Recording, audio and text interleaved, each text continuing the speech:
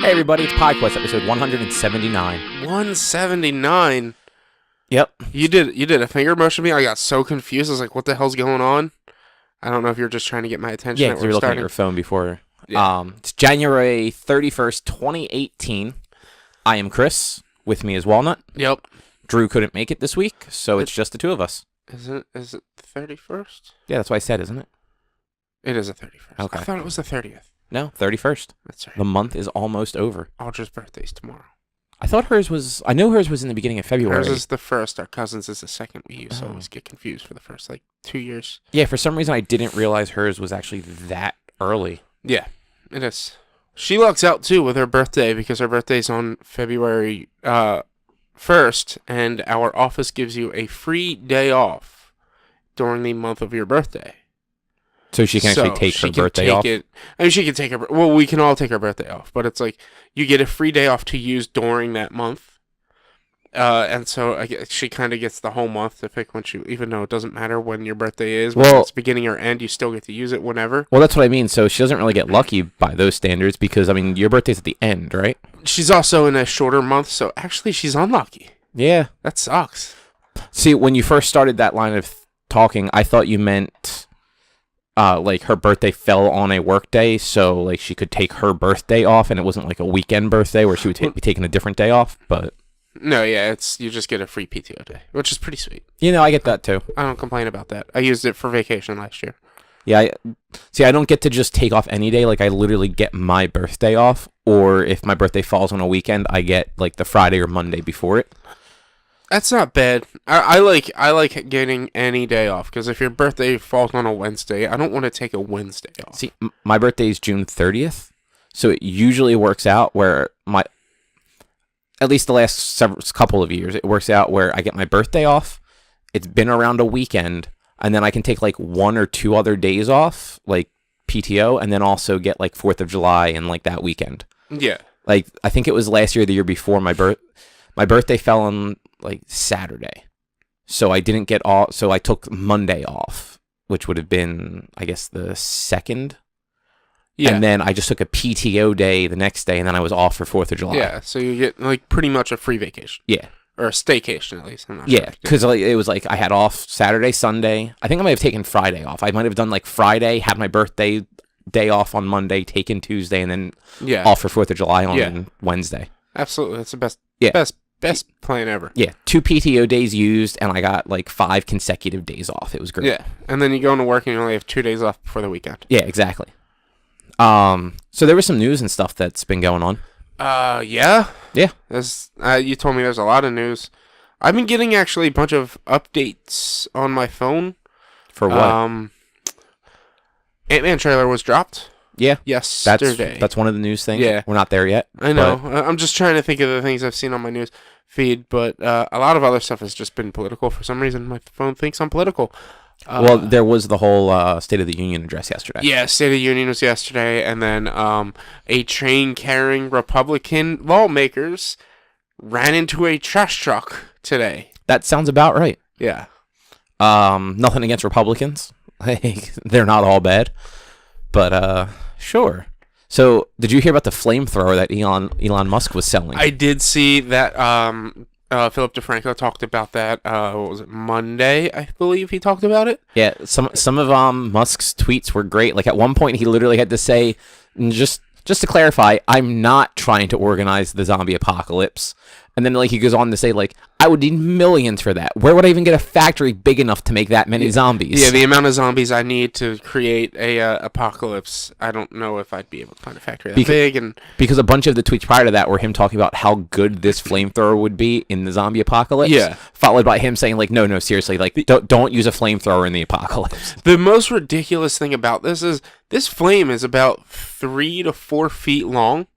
A legal... weaponized flamethrower is 5+ feet, I believe. Yeah, this one is completely it's street legal. This apparently. Is technically a torch. Yeah, you don't need a firearms permit to have this. It kind of looks like a paintball gun. Yeah, and I know it was $500, and I think they had 20,000 units to sell or something like that. I don't remember. There was a limited amount, but yeah, they apparently sold through all of them.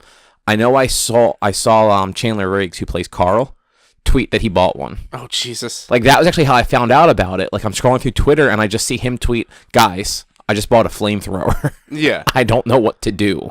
Yeah, like, it's funny. I listened to Philip DeFranco talk about it, and he had mentioned how Elon Musk pretty much did this as a joke. He made a dummy company that wasn't supposed to mean anything or do anything, created this flamethrower, and people wanted to buy it. So he was like, okay, well, this dummy company is now selling flamethrowers. However many units later, they're sold out. And he's going on saying, like, I do not advise anybody buying this. This is the dumbest purchase you could make. But it's awesome, isn't it? Yeah. I love Elon Musk. He's the best. Yeah, I totally forgot, and we'll get to this later, but I forgot he is in Iron Man 2. Is he? Yeah, I want to say it's in Monaco, like when before Tony goes to race the car. Oh, right. Like him and Tony like talk for a second, and like he says that he's got an idea for something, and Tony's like, all right, let's get that set up. Right, I remember that. Yeah. So yeah, there's a cool ass looking flamethrower coming out from Elon Musk. Yeah, you should. I don't know whether it'll be available other than like the 20,000 pre-orders they took or whatever, but I'm sure somebody will end up reverse engineering it, and then it's not going to be as cool though. No. I forget what the name of the company was. It's The Boring Company. Yeah. That's why it was funny. The name of the company he founded is called The Boring Company. Yeah, it was. So. This was all a joke, and now he's made however many thousands. As millions. of the article I found, it was 3.5 million in a single day, with like something like 10,000 of these sold. That's ridiculous. Yep. I can't believe that. I mean, like, people have made the comparison. Like, he is as close to an actual Tony Stark as the world like has. Yeah. Like, as far like not so much as like putting on a suit of armor and like fighting evil monsters, but like for sort of the visionary technology stuff that the guy comes up with. Yeah. Absolutely. So we found out that Scott Snyder is going to be moving over to the Justice League books. Okay. Which is kind of cool. His Batman run was really good. He was on Batman for all of the New 52 Batman run. Yes. It was him and Greg Capullo did that book. Yeah. And that's where, he introduced the Court of Owls. And he did the whole Joker had his face cut off. Well, somebody else did the story where the Joker's face was cut off, but he did the story where the Joker came back with like his face like stapled and like clothes pinned on and everything. Which I can't believe they did that in Gotham. Yeah, they did. That's the most they? ridiculous thing I think Gotham I has forgot done. they did that on the show. Yeah. But yeah, not every bit of that story of like those 52 issues were good, and I mean, you rarely get somebody that does a run that long that every issue is good or every arc is good. Yeah. But it had a lot of good. Yeah. And so he is moving to Justice League, which will be interesting because I have literally only ever read him doing Batman. Well, primarily only Batman because he was on Detective Comics before the New 52. So that's actually where I started reading Batman. Ended up being his stint on Detective was actually just happenstance. That was the first issue of Detective I picked up. Yeah. Because before that, I had basically only monthly followed Marvel stuff. Like I just read DC like trades and things like that, like stories that were like supposed to be the best. Yeah. But and I know he did like a run on Swamp Thing, which was actually really good. Yeah. But it'll be interesting to see what he does with, the wider DC catalog. Yeah, if he was able to do such a good run on Batman, it'll be interesting to see how he brings in that like edginess of Batman into the entirety of the like combined universe of DC. I mean, Batman's always in the Justice League books too, and he's usually the dick member of everything. Yeah. But, at that point, he's also going to get to play with Superman and Wonder Woman and The Flash and whichever fucking Green Lantern of the 30 different Earth Green Lanterns there are that he gets to play with. It'll probably be the two new ones, Jessica Cruz and Simon Baz. Yeah. But, like, they have a cool dynamic, so that's not all bad. That'll be pretty fun and sweet to see. Yeah, and I guess it's going to be him working on it, James Tynion IV, who... he is doing Detective Comics right now. and he's done a bunch of other stuff. And apparently, he was actually like a student of Snyder's, like when Snyder was teaching like college writing courses. Okay. And like Snyder brought him into DC, and he's been writing on a lot of like he's been co-writing books with Snyder, and then has a bunch of his own too. His stuff's always really good though. Okay. And then Joshua Williamson, who I know he is on something else right now, and I cannot for the life of me remember what it is. Yeah. But I guess the three of them are going to be writing different books in like the Justice League family of stuff. So like Justice League of America, assuming they're not ending that, and there'll probably be some third one unless they're gonna like have two people like rotate like story arcs. Yeah. None of the artists have been named yet though. Okay. So we don't know who's drawing anything. That'll be sweet. It'll be fun. Yeah, it'll probably be read, kind of like usually when like creative teams change and on like a big book like that, it's usually like not a reset in terms of like, you know, the New 52 or something like that. But it's a reset of you can jump onto the Justice League at that point and not really be missing out on too much because they'll kind of clear the slate and start fresh. Like Marvel always does it whenever Bendis leaves a book. Like Bendis makes a bunch of huge changes and then they kind of like he has to like write them back so that when the next person comes in, he's not walking into just everyone's fucking dead. Yeah. So as you mentioned before, there was also that Ant-Man and the Wasp trailer. I think it looks great. Yeah, it looks pretty cool, and I'm curious to see where it falls in like the timeline though. It's obviously after Civil War. Well, it's after Civil War, but it's coming out it's coming out after Avengers. So I'm assuming it has to be set. It looks like it's set before Avengers though. I believe it will be. It looks like it'll be set before Avengers. I think everything for the most part this year is probably going to be before Avengers, even if it comes out after. I'm assuming even anything next year too, in the 2019 prior to Avengers coming out. I don't know if there's any of those weird like Black Panther spot ones for next year. Well, yeah, because Avengers 3 and 4 are this year or next year, right? Yeah, so it'll be like May this year and then May next year. Okay, so that gives us, because we have Black Panther and then Avengers and then Ant-Man and the Wasp. And then I don't know what comes out next year. I think, isn't that supposed to be Miss Marvel? Oh shit! For some reason I thought Ant-Man and the Wasp came out further down the line. It's July of this year. Yeah, I mean that's usually July and August is usually when they release their summer. Yeah, for some reason I thought Ant-Man and the Wasp was going to be the fall movie. Yeah, they don't always do a fall movie. It's weird. They have to make their mind up, like, because what was it? Guardians 2 was always in the summer. Or Guardians and Guardians 2 were in the summer, but then Thor was in the fall. What did we get? 4 Marvel movies last year? Right? Because no, just 3. It was Guardians, Spider-Man, and Thor. Right, yeah. But then we did.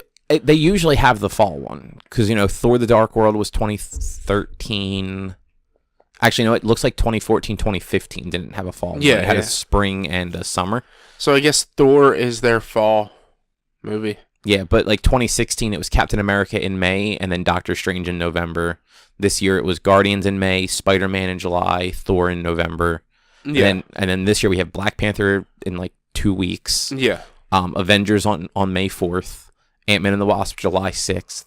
Captain Marvel, March 8th of 2019. Yeah. Which, so like, we know that movie takes place in the 90s. So we know that one's before Infinity War. Unless there's like some sort of time jumps and whatnot. So it looks, I think we talked about it briefly last week, but there's a shot of, or there's set photos of Sam Jackson and Maria Hill, who's actress, I can't think of his right now, in like modern day clothing. And obviously, like, if Maria Hill's in it, like, she would have been like a teen or like a kid in the 90s. Yeah. So it's got to have some sort of modern day thing, whether it's like a beginning or an end or it's bookended. But yeah. So in the trailer, like, Janet makes a comment about they're on the run, and Scott goes like, "Well, I didn't want to like get you involved," and she's like, and he asked if she would have come if he had asked her, talking about Civil War, and then she's like, "Well, yeah, I would have come, and you wouldn't have gotten caught either." And I was like, that's amazing. That's so cocky of her. the movie. I love the whole. But I mean, point. she is better at this than he is. She is. Like, she's the one that taught him how to throw a punch. Yeah, like she's way better at this. I love the whole idea. Like, Scott looks over at Hank. It's like, you gave her wings? Hank's just, yeah. And blasters, too. And he was like, I guess you just didn't have that technology for me. And he's like, I did. It's just, I didn't give it to you. I was like, that's amazing. Yeah, that was a good scene. I didn't realize also until I was listening to the Nerdist today, because I'm backed up on that. Lawrence Fishburne's in it. Yeah, he's going to be Goliath. I didn't notice that, I guess, while watching the trailer. I don't know if he was in it there at all or not. You know, I didn't catch him in the trailer, but I knew he was supposed to be in the movie. I had to Google Goliath because I've never heard of Goliath. I mean, he's dead in the comics. That character's been dead in the comics for a long time now. Yeah. He was killed by Robo Thor during Civil War 1. But he's a hero, right? Yeah. Okay. So he's a good guy. Goliath has been a couple different, like, at one point, Hawkeye was Goliath. Yeah. It's basically just Giant Man. Yeah. So I forget the character's, like, real name, but Billy something, I believe it was. Yeah, Bill something sounds right. But yeah, he's like the fourth. He's known as Black Goliath. He's like the fourth Goliath. Yeah, because like I said, like Hawkeye was one. I think maybe Cap might have been one at some point. Like it's one of those titles where, you know, anyone that gets the Pym particles and learns how to grow big is that character. Yeah. But yeah, I think this movie looks like it's going to be another fun one. And Bill Foster. There you go. And I know, like, Peyton Reed took over Ant-Man 1 from, oh my god, I just had the guy's name in my head. I don't know. Edgar Wright. Yeah. He took it over from Edgar Wright. And, like, it seems like he made that as much of his own as he could, but he was still working with material that had, you know, been written mostly by somebody else, and some of the scenes were already done and everything. This one's all him, so he gets to kind of make his own movie with these characters now. Yeah. And, I mean, they're on the run. Yeah. Who's the villain? I don't know. Like, I saw some person in a cloak who was, like, kind of phasing or something. I watched it. I think I watched it at work, so I wasn't getting good, like, visual on my phone. I meant to watch it again. Yeah, I only watched it the one time yesterday, but I thought it looked cool. It looked funny. I love the part where they're driving away. She throws a Pez dispenser and an enlarger disc. Yeah. And it grows and just almost knocks the guy on the bike out. That was a good one. That's great. I love the first one, so I'm hoping this one's just as good. I mean, I think it will be. I think it'll actually be better than the first one, because the first one, like I said, it was a little disjointed in parts because you had different people kind of working on different parts. Yeah. So, going along with more comic book movies, DC has started production on Shazam. Oh boy. It's gonna have The Rock in it. I know, but as a bad guy. Yeah, I know. I'm still scared because Justice League was a step forward. Like, obviously Wonder Woman is the best movie out there so far of the DC movies, but Justice League was a step forward in bringing it closer to being a better combined universe. I'm just still like, oh boy, I'm scared. I hope it's not like, I hope they take some keynotes from those and like keep adding more of the comedy and like make them less dark, and I'll get excited for it when I see something that looks good for it. David Sandberg, who's the director, has said on multiple occasions that Shazam is going to be a lighter tone movie than what's been in that universe so far. And I mean, look, it's got The Rock, who, while he does the whole action stuff well, he's also really funny. Yeah. And then it's also Zachary Levi is Shazam, who he was Chuck. He's gonna be like, is Shazam? Have they said, is Shazam going to be the kids that turn into Shazam, or is Shazam going to be just like a person who turns into Shazam? So, I mean, I'm pretty sure that the kid is going to be involved in it somehow, but because I mean, right here it says the movie stars Zachary Levi as Billy Baston, the kid who becomes a superpowered hero when he utters the word Shazam. Like, that's all it says. So I guess he is going to be the Shazam part of it. Yeah. And then they'll have like a kid for the in-betweens, but it's probably going to be more modern Shazam, which is not, 5 kids becoming one person. It'll just be him becoming Shazam. Yeah, which I've seen videos or like Yeah, videos of the animated series where it's just the one kid who turns into Shazam. That's how a lot of the recent movies were too. Like when they redid the character for the New 52. Yeah. I think even before that's a weird character. What was it? The first of the New 52 series of the movies was the 5 kids still. No, it wasn't. I can't remember what the movie was. No, because the Dark Side. It had Dark Side in it. It was like the first of like this run where all these heroes were still sort of new. Yeah, Lois and Superman or not Lois. Wonder Woman and Superman were dating, and it wasn't Lois and Superman. Batman was like unknown. It was 5 kids. So I'm pretty sure it was 5 It wasn't. kids. So I know which one you're talking about because it was based on the first arc of Justice League, which Batman or Superman and Wonder Woman weren't dating. That movie, like literally nobody knew each other. That was the movie where they came together to fight Darkseid. Yeah. And they replaced one of the characters was replaced with Shazam.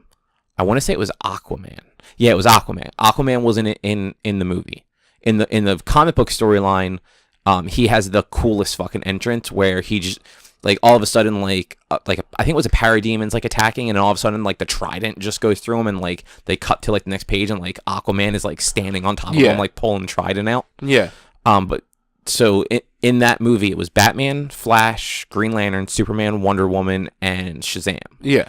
And we find out that Shazam is just the one kid. Okay. I thought it was multiple kids. Nope. But there are multiple kids in his family. Like he's a foster kid. Yeah. And I think what they started doing, and I don't know if they ever did it with the New 52 or not, but like all those kids had powers too and could become their own, like not like at the same level as Shazam, but they could all transform too, but it was all dependent on him doing it first. Yeah. Like it was one of those like he granted them powers, I think. Team Shazam type thing. Okay. And like I don't know much about the character, so I might be getting that wrong. And it could be there was also there was an older movie that was Superman versus Shazam, I think, or Superman and Shazam versus Black Adam. It's pre New 52. Yeah. That maybe you saw that one, and that one it was all 5 kids. No, because that video I've seen, and it's essentially it's Black Adam trying to talk Shazam into killing him, and Shazam, like the final fight sequence, Shazam at one point, like Black Adam has a human, and it's like, I'm going to kill her on this. You change back, and so Shazam changes back, and it's still a kid, just one kid, not the full group. So there's also one more piece of Marvel movie stuff. We got our first set pictures, really, of Brie Larson as Captain Marvel. Okay. I don't know if you saw this or not. I might have seen them. I can't remember. I don't know. Do you have it on your computer? I was hoping to, but it looks like the original post got taken down. Let me look for a new one.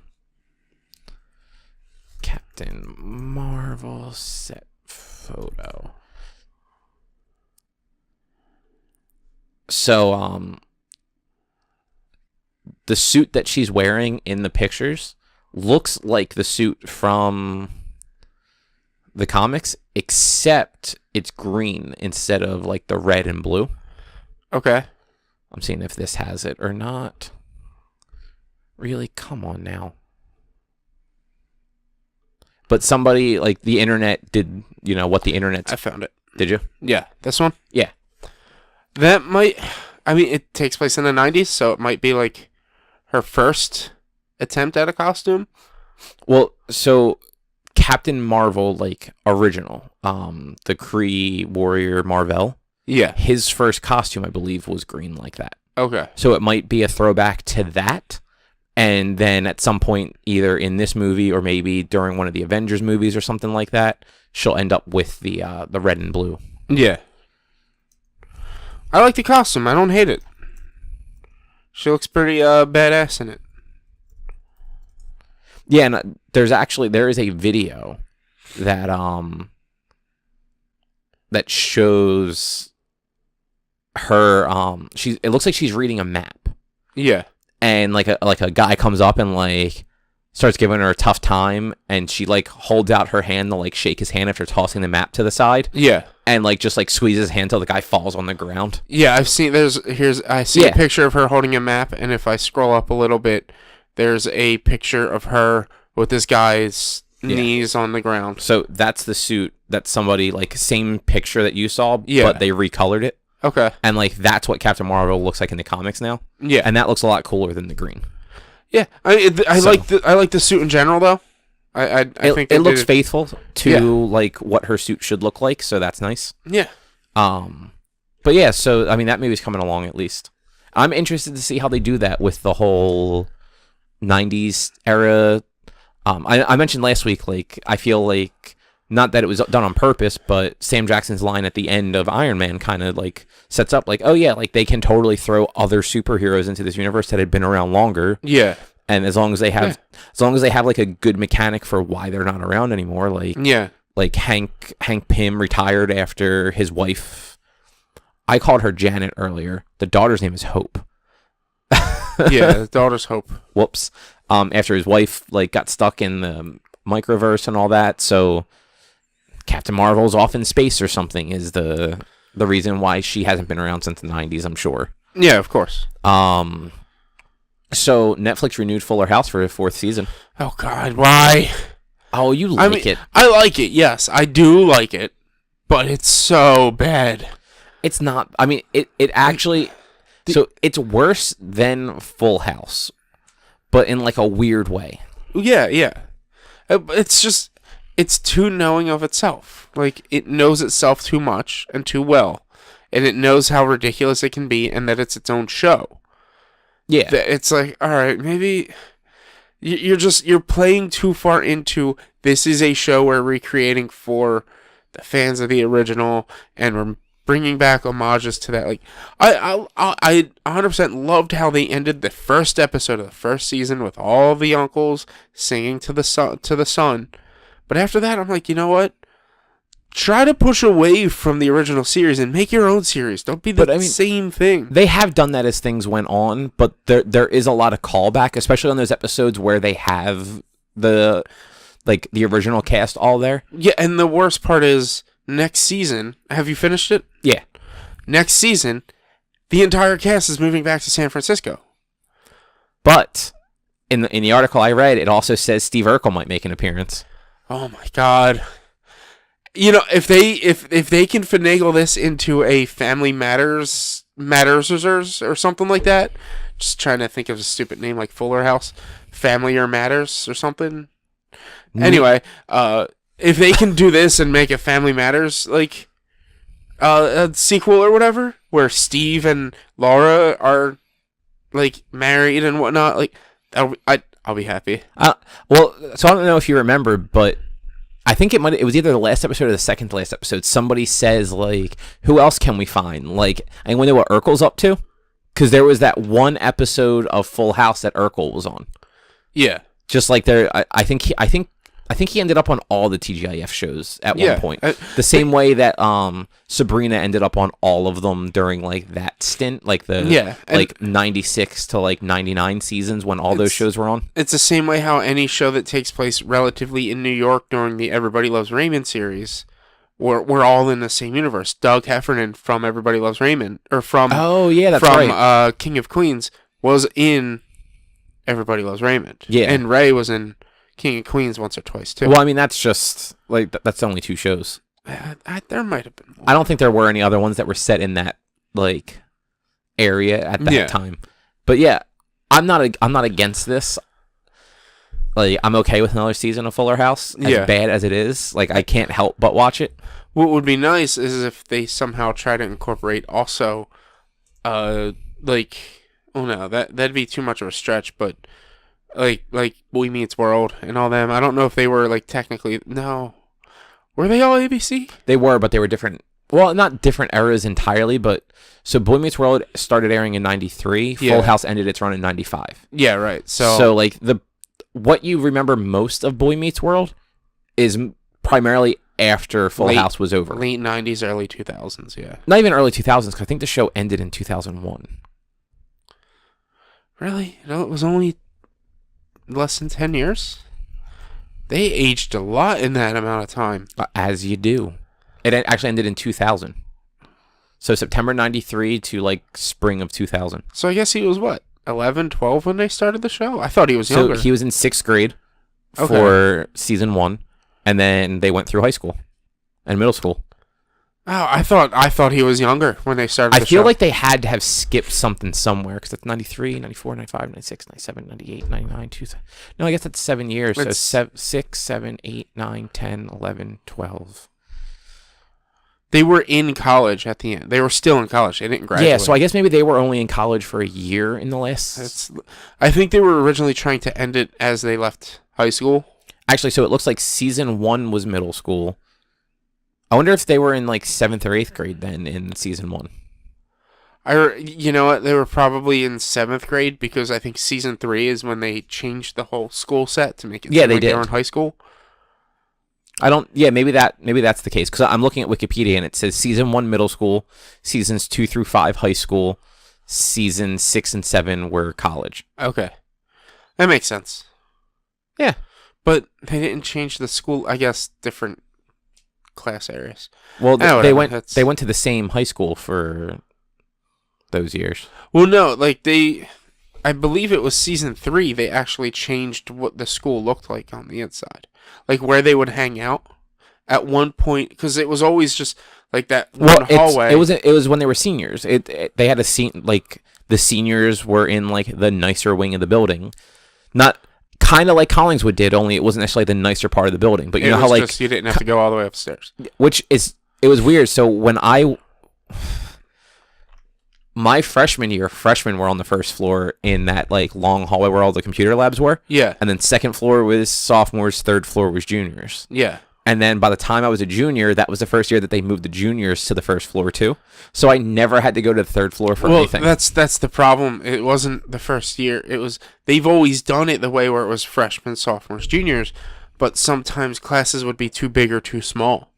So the reason you were at the first floor is your freshman class is way smaller than the junior class up on the third floor. Are you sure? Yeah, because I started first, second, third, or third, second, third.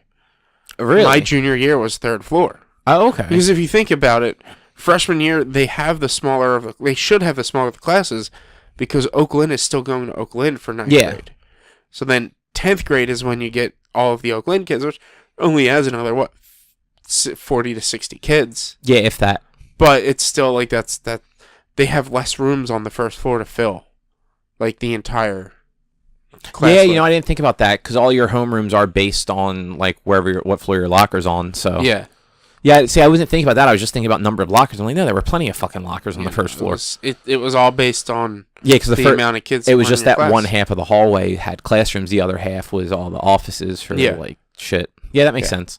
Granted, like we never had big senior classes, but like there weren't that many classrooms down at like where the seniors were either, because they had the like 4 science classrooms down that wing, and then like the 2 above the gym. 4 down that wing, 2 above the gym. I think they even used like the music room as well. Where the fuck was the music room? It was across from the nurse's office. Oh shit! The choir room. Not music room, the choir room. I forgot that room even existed. And I think there was 4 rooms upstairs above the gym. I thought there were only 2. No, because the doors went in at the very edge of the room. So you had 1. You might have only had 3, but it was 2 or 3. I was only ever in 2 of them, so maybe that's what I was thinking too. I was only ever in 1 of them, because I had environmental biology and homeroom in the same room. Oh, okay. Yeah, I had regular biology and environmental in 2 different rooms. So. Yeah. Anyway, that was a blast from the past, everybody. Yeah. High school. What were we even talking? Oh, Boy Meets World. What's next? So, what did I have open here? I don't need that one yet. So, Vince McMahon, it's fucking senile, and he's bringing back the XFL in 2020. I saw that. This is a news thing for Jordan. I don't even think I ever watched XFL. So I don't really recall what the XFL was. Right. So the XFL was in 2001. It had 1 season in 2001. That was like mid to late Attitude Era for WWE. Yeah. That was around the time where like I had either just stopped watching wrestling or like I was right there. And it was. I might have actually stopped watching like just before that, because I don't think I watched. I think I had stopped watching wrestling before I got into high school. Yeah. But it was, how arena football has like smaller field, like no out of bounds, like no fair catches, stuff like that. Yeah. So they took some of those rules. It still had out of bounds, but I think the field was like half the length, maybe. Yeah. I'm not sure if this article says it or not. Wasn't essentially like NFL Blitz, but in real life, where you could like do pile drivers and no. Like, they still played football normal. They were encouraged to play offensively though, which is why like there was no fair catches and they didn't have to have their names on the jersey. That's where like the one dude's like the famous one is the guy's jersey said "He hate me." Like that was his nickname for some reason. Yeah. Or that's what he decided his nickname would be. So that's what the back of his jersey said. Okay. But they were actually apparently the first to do the like the ball cam in the sky. Like they did that before the NFL did it. Like the camera like on the ropes basically, like for that like above the field view sort of thing. Yeah. They also, because it was the Attitude Era for the WWF, they had like cameras went into the cheerleader locker room and shit like that. God. So like there's a reason it only made it a season. It's also like, so back then like football, I mean not that football players aren't good now, but like a lot of people will say like the talent in football is not where it was, a few years ago. Yeah. Like there are some really good players, but then there's a lot of a lot of the teams just don't have that same talent pool. Yeah. And like the Eagles are in the Super Bowl. I'm kidding. The Eagles are a really good team this year. But like back then, like there was actually a lot of like good teams, like a lot of good players. Yeah. The XFL was still the players that couldn't make it to the NFL for the most part. Yeah. Or that like made it to the NFL but were only ever like second string or third string or practice squad. Yeah. Like, you weren't having like Brett Favre and Troy Aikman. Yeah, there you go. That's not even who I was going to go with. I was going to go with Tom Brady, but Troy came out instead. And then when Troy came out, I almost said Troy Baker. I know exactly. Yep, that's exactly what went into my head when you said it too. Yeah, like you're not having those guys go trying out for the XFL. Yeah. So, like, I don't see this doing well either, because you're not going to... The people that aren't getting drafted into the NFL now, like, they're not going to be nearly good enough to draw in the viewership that they're going to need to actually sustain a league for that long. Yeah, it's... Like, did you know the Arena Football League is still around? Yeah. Did you know that the Soul have won more than just that one championship from, like, 2008 that everyone was real excited about? No. Yeah, they've won it, like, 3 times. I think they actually won this year. Yeah. I mean, that's the thing. Like, it's a lesser-known sport, and that's the same thing it's going to be with the XFL. It's going to be a lesser-known sport that not as many people are going to watch, so no one's really going to care what happens. It's the same with lacrosse and how the Wings have now come back the 3rd time. I believe this is the 3rd time. Yeah, so just as far as the Soul go, they won in 2008. That was like the big one. That was the first championship that Philadelphia had in like 30 years. Yeah. Because that was that happened like the same year that the Phillies won, but it was like the early half of the year. Because Phillies won in October. Yeah. November. So they also won 2016 and 2017. That might be like... Nah, I'm not going to say it. Not going to say it. Nope. What were you going to say? Not going to say it. Not going to say it till next week. Gonna just leave it at that. Not going to say it till next week. So the funny thing, too, about the Arena Football League, do you know how many teams are left? Like not how many active teams there are for the Arena Probably Football like team? 5 or 6. 4. And the Soul is one of them? The Soul is not only one of them, the oldest of them. By a decade. Who owns the Soul now? It's not Bon Jovi anymore. It's a bunch of people. Is it Comcast? Not at all. I know they won't put money into that. So, to be fair, there's technically a 5th team, but they're on hiatus. That's the Cleveland Gladiators. They are actually the oldest team, having joined in 1997. Okay. The Soul joined in 2004. The other 3 teams are the Albany Empire, the Baltimore Brigade, and the Washington Valor. They were 2017 and 2018. I'm just like, now that I think, I'm like, you can't have a championship when you have 4 teams. So I think most of the other teams had dropped off in the last few years, but there was that year where the entire league folded. It was like 2009. Yeah. 2009, the league folded. They came back in like 2011. Yeah. But yeah, so like at this point, I know Ron Jaworski is one of the owners. Oh my God, Jaws. Yeah, Ron Jaworski is one of the owners. Dick Vermeil. Some other people I don't recognize names of. They don't even warrant having Wikipedia pages. Yeah. So yeah, like, okay, that's funny. That's really funny. But yeah, so the XFL, that's gonna be a thing again. Unfortunately, I don't know fucking why, but because Vince McMahon has money to spend. So you know what it actually probably is even more? Vince McMahon is good friends with Donald Trump.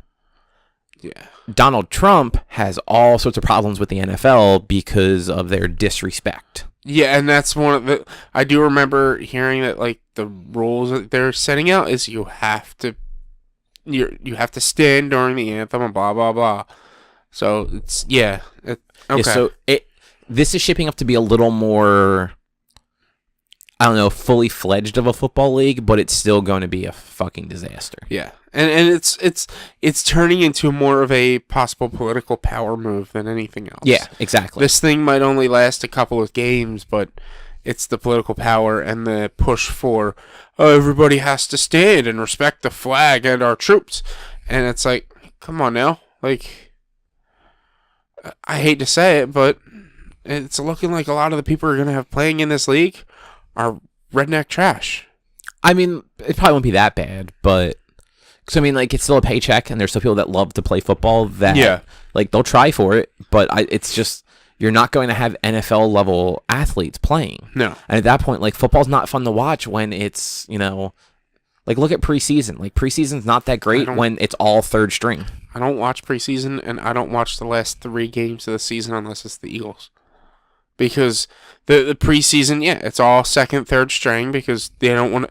It's the primary players for, like, maybe the first quarter, and then they don't want them to get hurt, so they take them out. Yeah, they put them out there to just warm up and get back into the rhythm of things, and then, it gives their second and third string a chance to play a little bit to kind of like get their bearings, and it can make sure that their first stringers don't get hurt before the season starts. And generally, at the end of the season, some teams aren't playing as hard because they're definitely out, and other teams aren't playing as hard because they're definitely in. Yeah, exactly. So it's like, okay, well, this is boring. Yeah, like if you're definitely like the Eagles, like for instance, like once they clinched the spot and they knew they were in, like they didn't have to keep their first line in. They like non-Philly fans, sports stars aren't going to really care about this fact.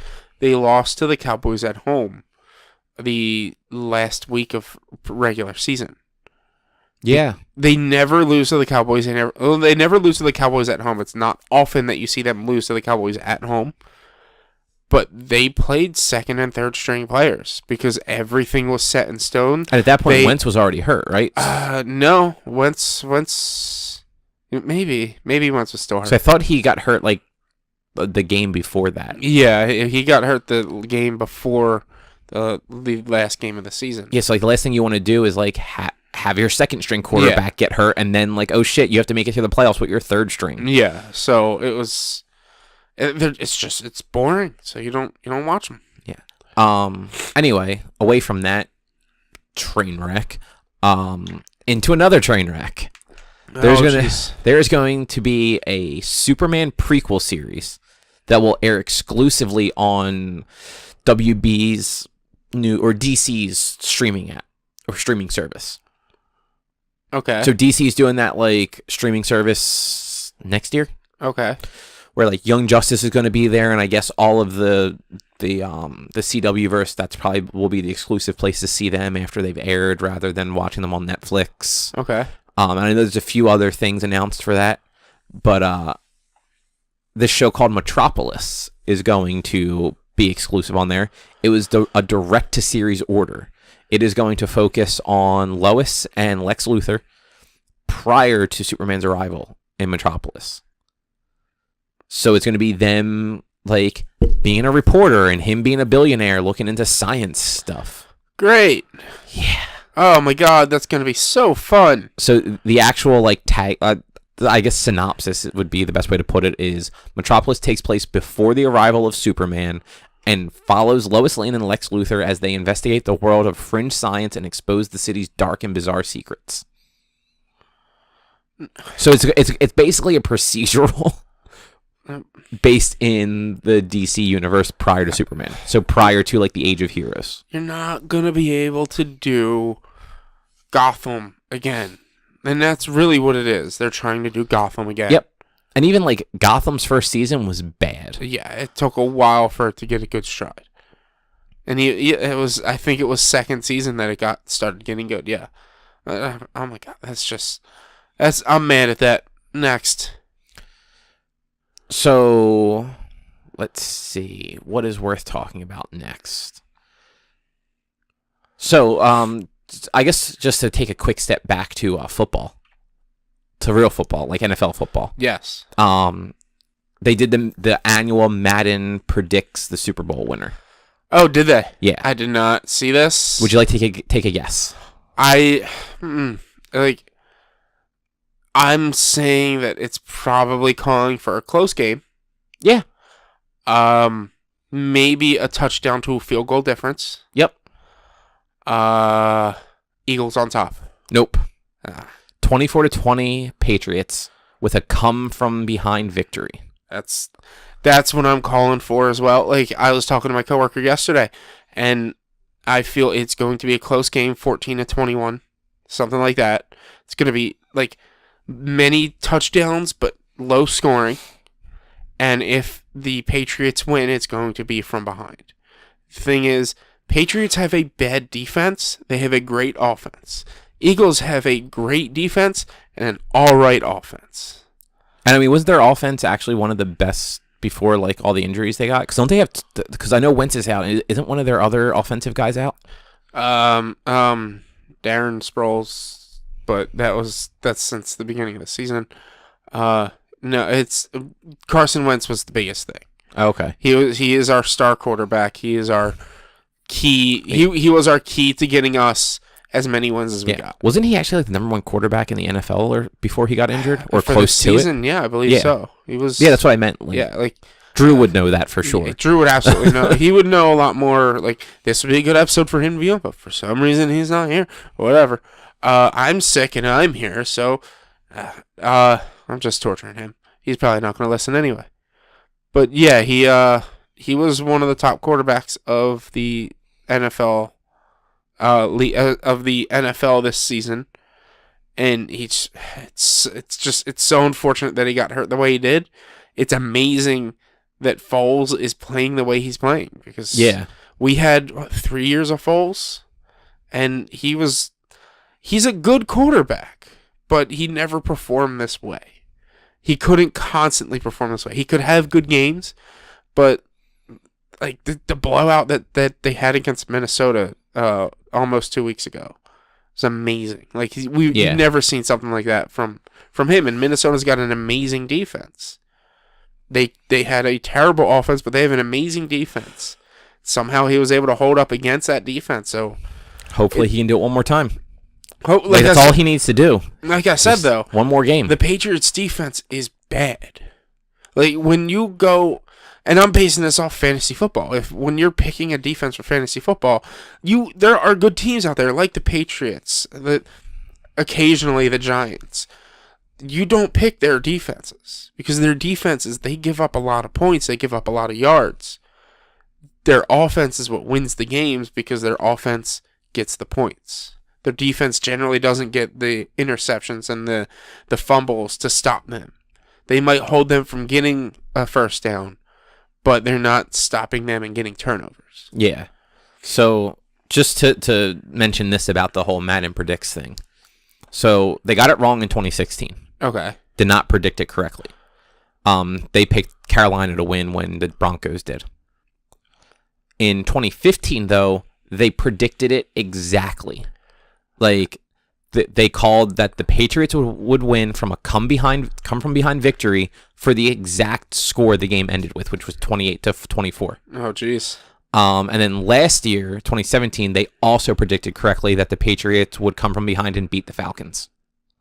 So 3 of the last 4 years they got right. I'm trying to remember when the last time the Eagles... Or 2 of the last 3 years, I guess. When were the Eagles last in the Super Bowl? 2004. Oh, 4. If they did it back then, I want to know what their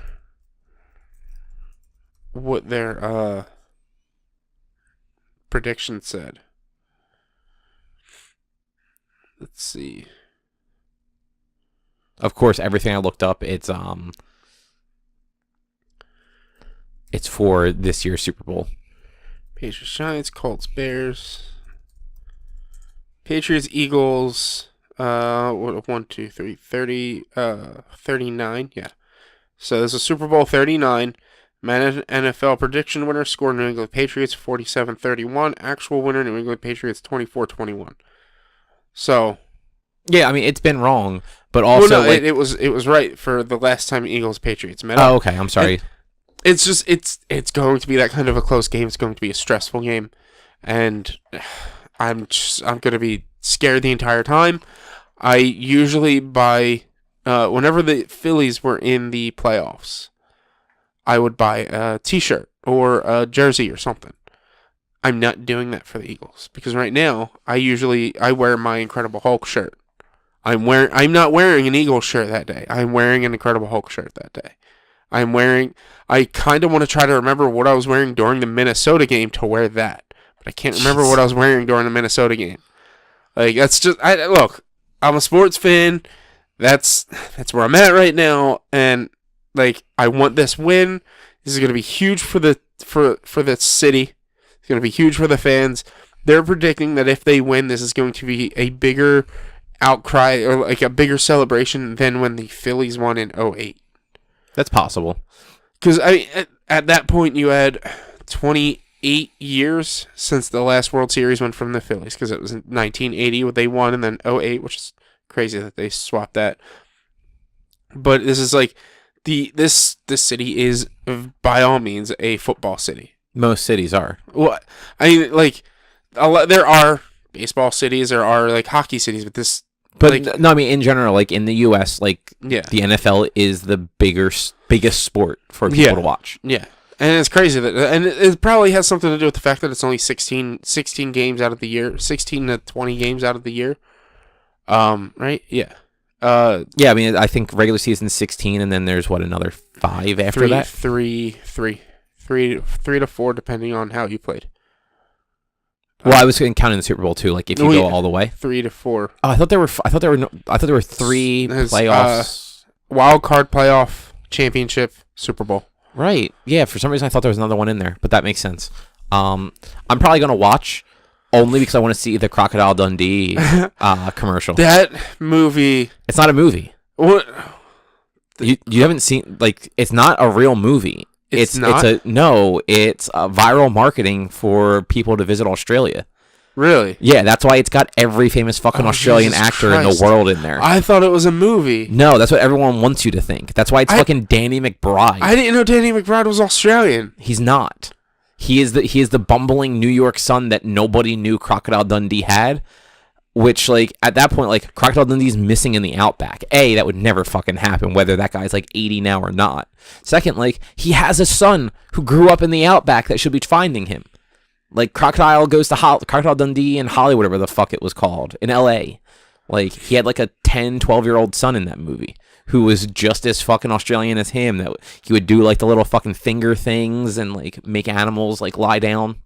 And so this isn't a movie? No. Now I'm really upset. I was upset at first because they were using what's his name, Danny McBride, and now I'm upset because they faked me out, and I thought it was a movie, and I'd have reason to be upset because it's going to be a movie. But still, it's a commercial that's got Russell Crowe as the bad guy, Hugh Jackman as like the mayor or the president or something, Chris Hemsworth as like the sidekick, Margot Robbie as some like crazy lady in a bar who's yelling at guys for being assholes. Liam Hemsworth in it for something as well. Some random soccer or rugby player. I'm not sure what he was playing. Might have even been like tennis.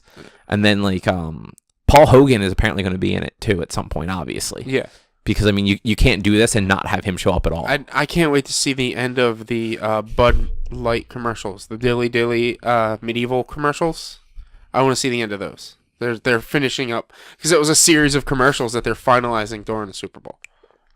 Part of me, like, I know this won't be the case because it's so expensive to do, but like part of me kind of wishes that like the Crocodile Dundee stuff would play out like over multiple commercials during the Super Bowl. It like, might. One of those spots is millions of dollars.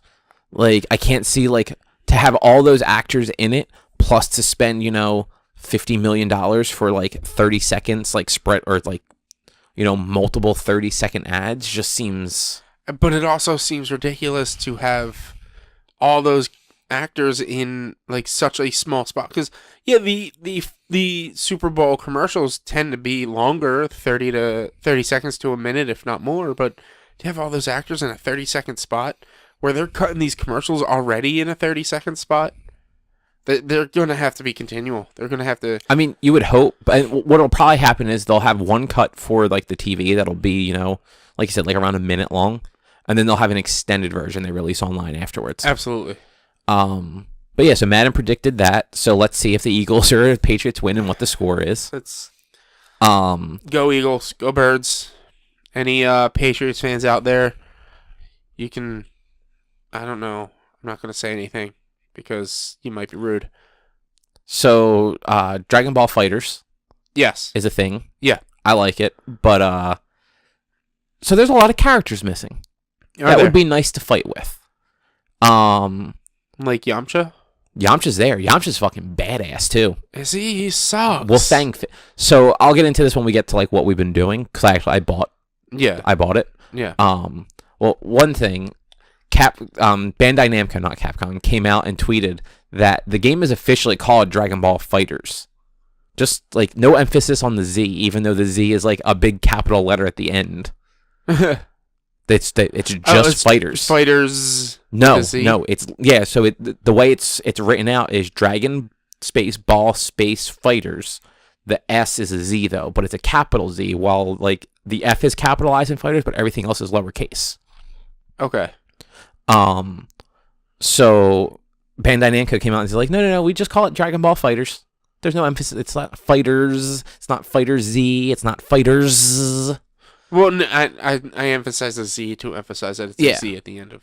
But like they literally tweeted out that none of that is right. It's just Dragon Ball FighterZ, and I feel like they totally dropped the ball on naming conventions. Like it should either be Dragon Ball FighterZ, which I kind of get they don't want to do because this game is actually taking place after Dragon Ball Z. Like it's in the Super timeline. Yeah.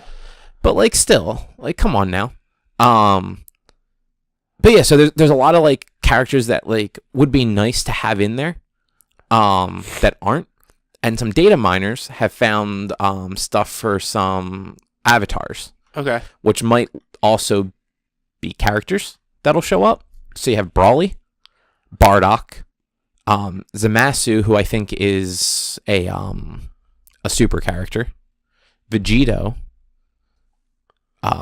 base Goku and Vegeta, because right now you can only fight with them as Super Saiyan. Okay.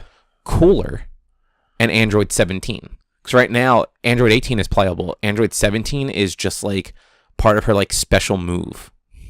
Okay. It's the same way that Chaozu's not playable, but he's like part of like Tien's. Well, I mean that makes sense because I'm not saying Chaozu sucks, but Chaozu's tiny and it would be a pain in the ass to fight against something. Like and that. Then I think like the rest of the Ginyu Force is the same way. Like if you're Captain Ginyu, some of your specials involve the rest of the Ginyu Force. Yeah. But yeah, like I'd also like to see like Hercule, Mr. Satan pop up, or Videl, or like Master Roshi, all like fucking bulked out. I mean, that's been my biggest gripe with anime games in general, if not just Dragon Ball, but like a lot of anime games, it's like, yeah, it'd be cool to see Hercule, but Hercule is weak as shit. He is, but it would work in this game. And like I will get into that when we're talking about it. So stay tuned. But like Hercule or like Videl, like those characters without like the special abilities, but like I mean more Videl because she's actually got fighting prowess, whereas Hercule kind of doesn't. Hercule's supposed to be a fighting master. But he's such like a dolt that you don't really expect that because you've never seen him do anything worthwhile. Yeah. Whereas like Videl, you've seen her fight and like she can actually fight. She just doesn't have like and she's learning from Gohan to fly and use ki and stuff like that. And so, like it it's makes been sense. a couple of years by this point since the end of Z. Yeah. So like who knows like if she like kept up with any of that. Gohan didn't, but he's still able to hold his own. So debatable. Yeah, true. But like even like just being able to play as like base Goku and Vegeta because they have it set up where throughout the game it's Super Saiyan versions of them, just regular Super Saiyan 1 of both of them. Yeah. Goku during his special, he becomes Super Saiyan 3 during like his like big ultimate special. Yeah. But if you do one of the modes and you complete it on hard mode, there's 2 different paths to do. You'll unlock SSG, SS, Vegeta, and Goku, which is Super Saiyan God Super Saiyan. Yeah, yeah. Which is just Super Saiyan Blue. Yeah. So like they can be unlocked, which is why it'd be cool like if Vegito is in it, because I think they fuse at some point again. I think maybe in the Goku Black thing, Goku and Vegeta fuse to make Vegito. Yeah. Maybe. I'm not 100% on that. But there's also some of the other super characters, like Hits in it from the Universe 6-7 tournament.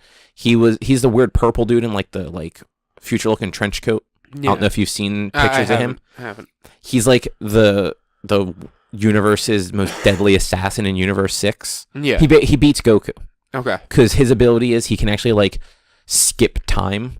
So like he can skip fractions of a second in time. We were talking about him last week. But like so he's in it.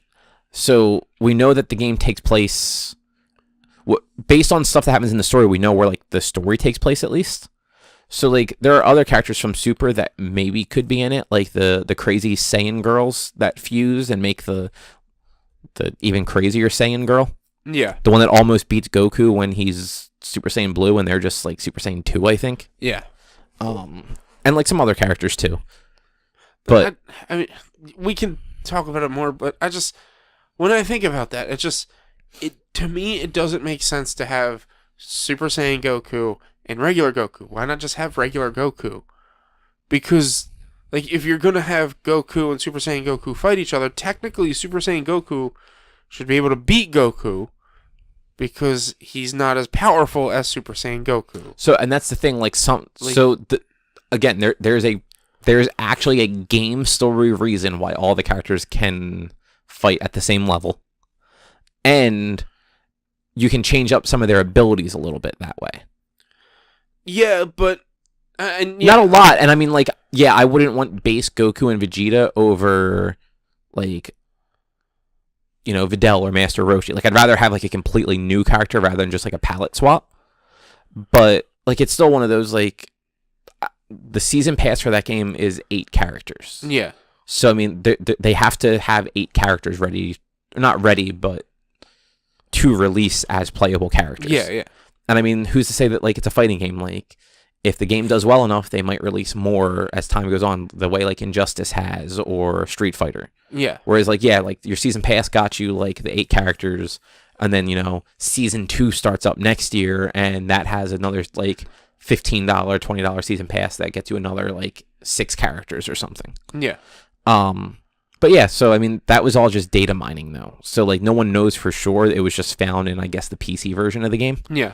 Which I mean that's part of me wishes that some of these companies would just start putting fake shit into their PC versions for people to find just to fuck with them. Oh, I'm sure they will. That might be one of the reasons why Monster Hunter World wasn't released on PCs, because they don't want people data mining it on PC. So I mean the only difference there is since it's like also an online game, I feel like it might be a little harder for the whole data mining stuff, because like some of the content's gonna like happen. It's not gonna necessarily live on your computer, if that makes sense. So Epic is shutting down Paragon. That was their like weird MOBA game that released a couple years ago. In April, it's over. Yeah. Which is a little sudden. Like they just redid like a lot of that game, like mechanic wise and like balancing it and all. Yeah. And yeah, now they're shutting it down in April. Because it just must not have been doing like Dota numbers or the numbers they wanted, or just might not be worth it anymore. The one cool thing they're doing, though, is they are offering full refunds to every Paragon player for every purchase they've made in the game or on any platform. Why?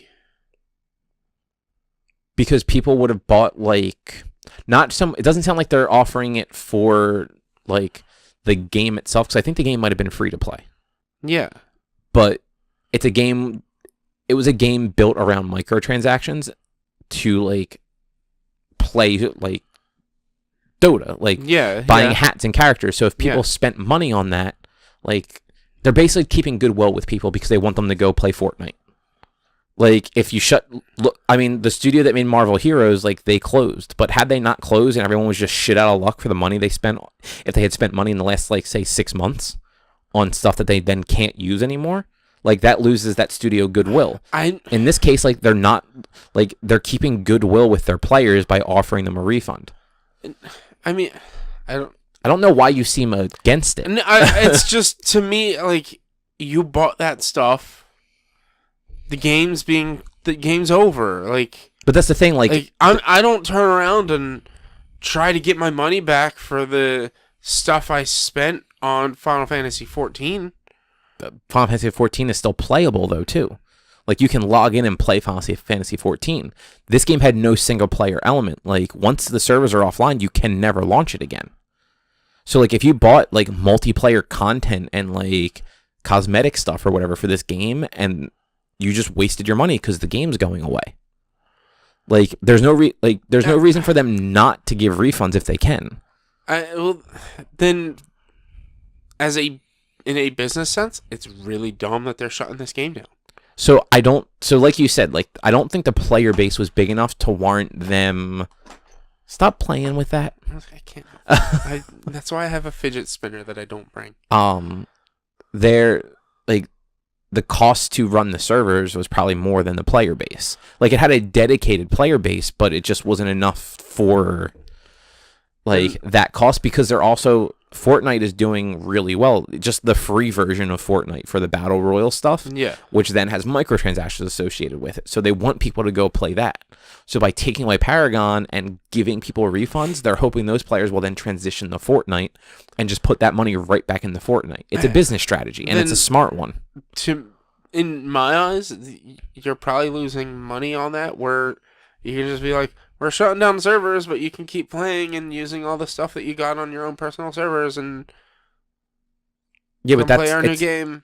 That's not how that sort of thing works.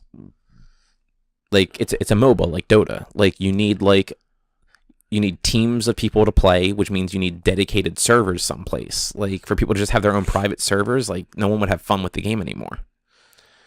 I mean, it's a MOBA. Does anybody really have fun with the game? Some people fucking love MOBAs, and like people that like Paragon really liked Paragon.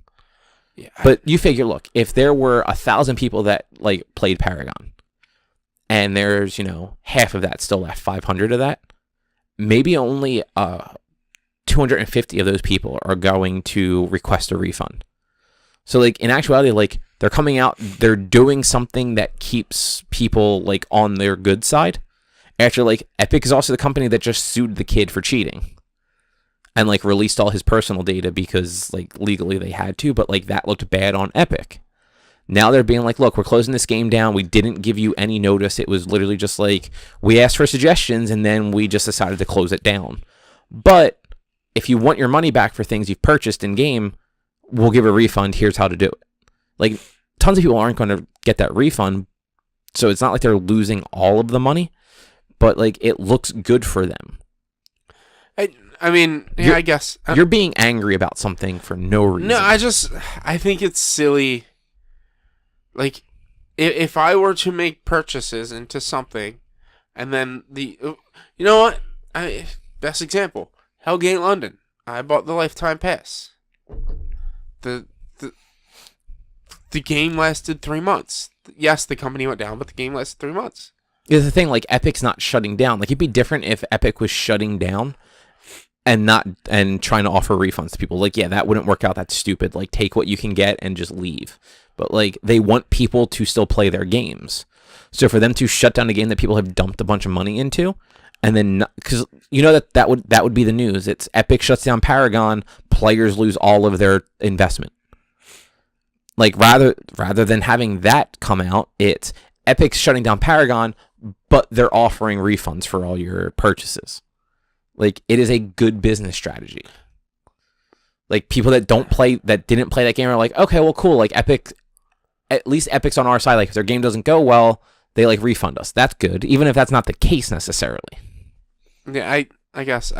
To me, business wise, it just doesn't quite make sense to me. I would have. It does. You're being dumb. Like I said, I would have actually, instead of it, I would have been like, you guys can use dedicated. You can use personal servers. All your purchases are. You know what? Hell, even this. Everything we did is free to all owners of the game, and you can just have you play on personal servers. Well, first off, it wasn't a PC only game. Like more people played that on console than PC. There's still ways to do personal servers for PC. You mean for PS4? Console, for PS, like I don't know if there are. Like you'd need a PC to run your server, and at that point, like.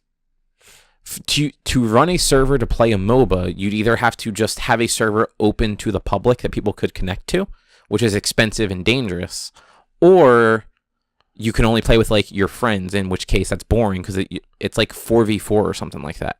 Yeah. Like I said, I'm like, You know, I mean, you don't have to be interested in it, but like you're antagonistic against it when it doesn't impact you for no reason. Well, like I said, I just think it's silly that they're giving the refunds. Like, I'm sure somewhere in your purchase it says, and you agree to it in your unread terms of service agreement, that if the game ever gets shut down, you shouldn't expect to get your money back for the purchases you made. It probably did, but again, like people weren't. This isn't one of those situations where like the internet turned on them and everyone flipped out and like Epic like backtracked and like, oh no, we're gonna let you guys get refunds. Like this was a decision up front. Like it's a good move. It very well might be. I just think it's silly more so than they are making more money on Fortnite right now than probably anything that was put into Paragon as far as like player purchase stuff. Yeah. So like to refund that little bit of money when like they're hoping to get those players to just give it right back to them for a different game, like yeah. Anyway, something else is shutting down. Matomo. Is it? Yep. Nintendo is shutting down Matomo in May. I think I might have even deleted that.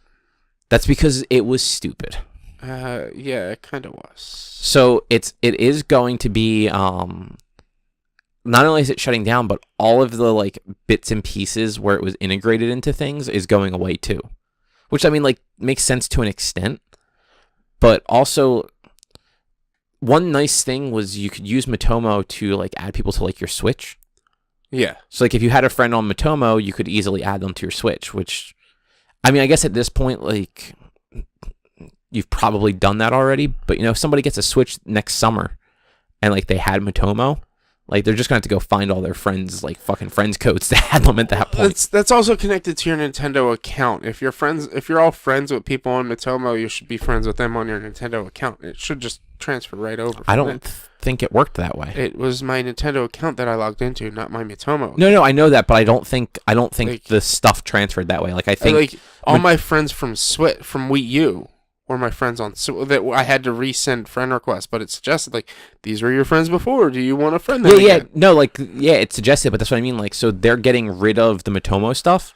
So any friends you had on Matomo are no longer going to be in your account unless they were already someplace else. And that's what I meant. Like, if you happen to have like, if you didn't have a Wii U or a 3DS, but you had Matomo and you had say 10 friends, and you don't get your Switch until after it's shut down, you're just going to have to like go ask those 10 people for their friend codes. Yeah. Not a huge deal. It's just one of those things. It's like, you could always just leave that part running. Like you said, it is synced with a Nintendo account usually. So it's not, you know, a make or break thing, but I guess they want to forget it the way they want to forget the Miiverse. Yeah. Yeah.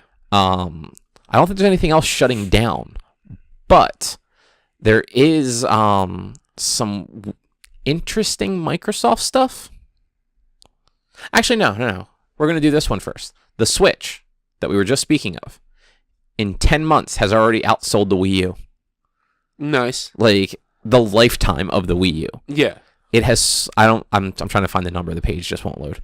So the Switch has sold over 14 million units since it released last March, Yes. compared to only 13.5 million Wii U's in lifetime of sales. So it like just beat it, but it fucking beat it in 10 months. Yeah. That's insane. Proper marketing. That's what happens. Yeah. Look, I'd still agree. I'd say that the Wii U was a fantastic system. I loved it. I spent a lot of hours on it. I was not mad at any of the games. Well, let me remember the games I played. I don't think I was too mad at any of the games that I bought. I wasn't super disappointed in any of them.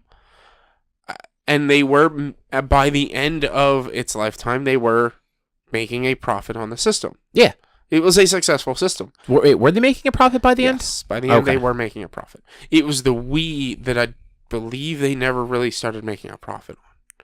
That seems hard to believe, but at the same time, like I could actually believe that just because hardware is.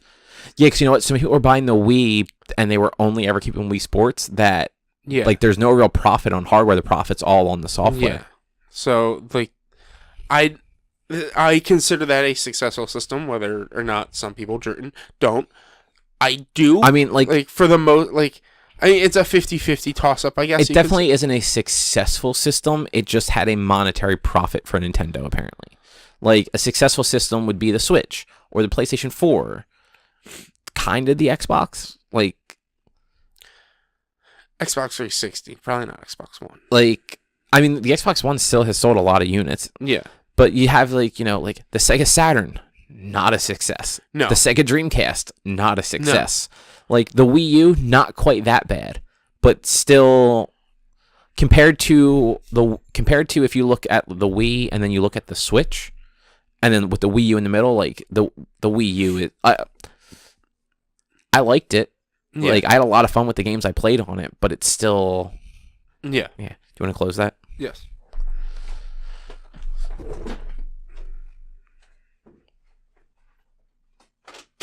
Here, I'll open this window for you. Good.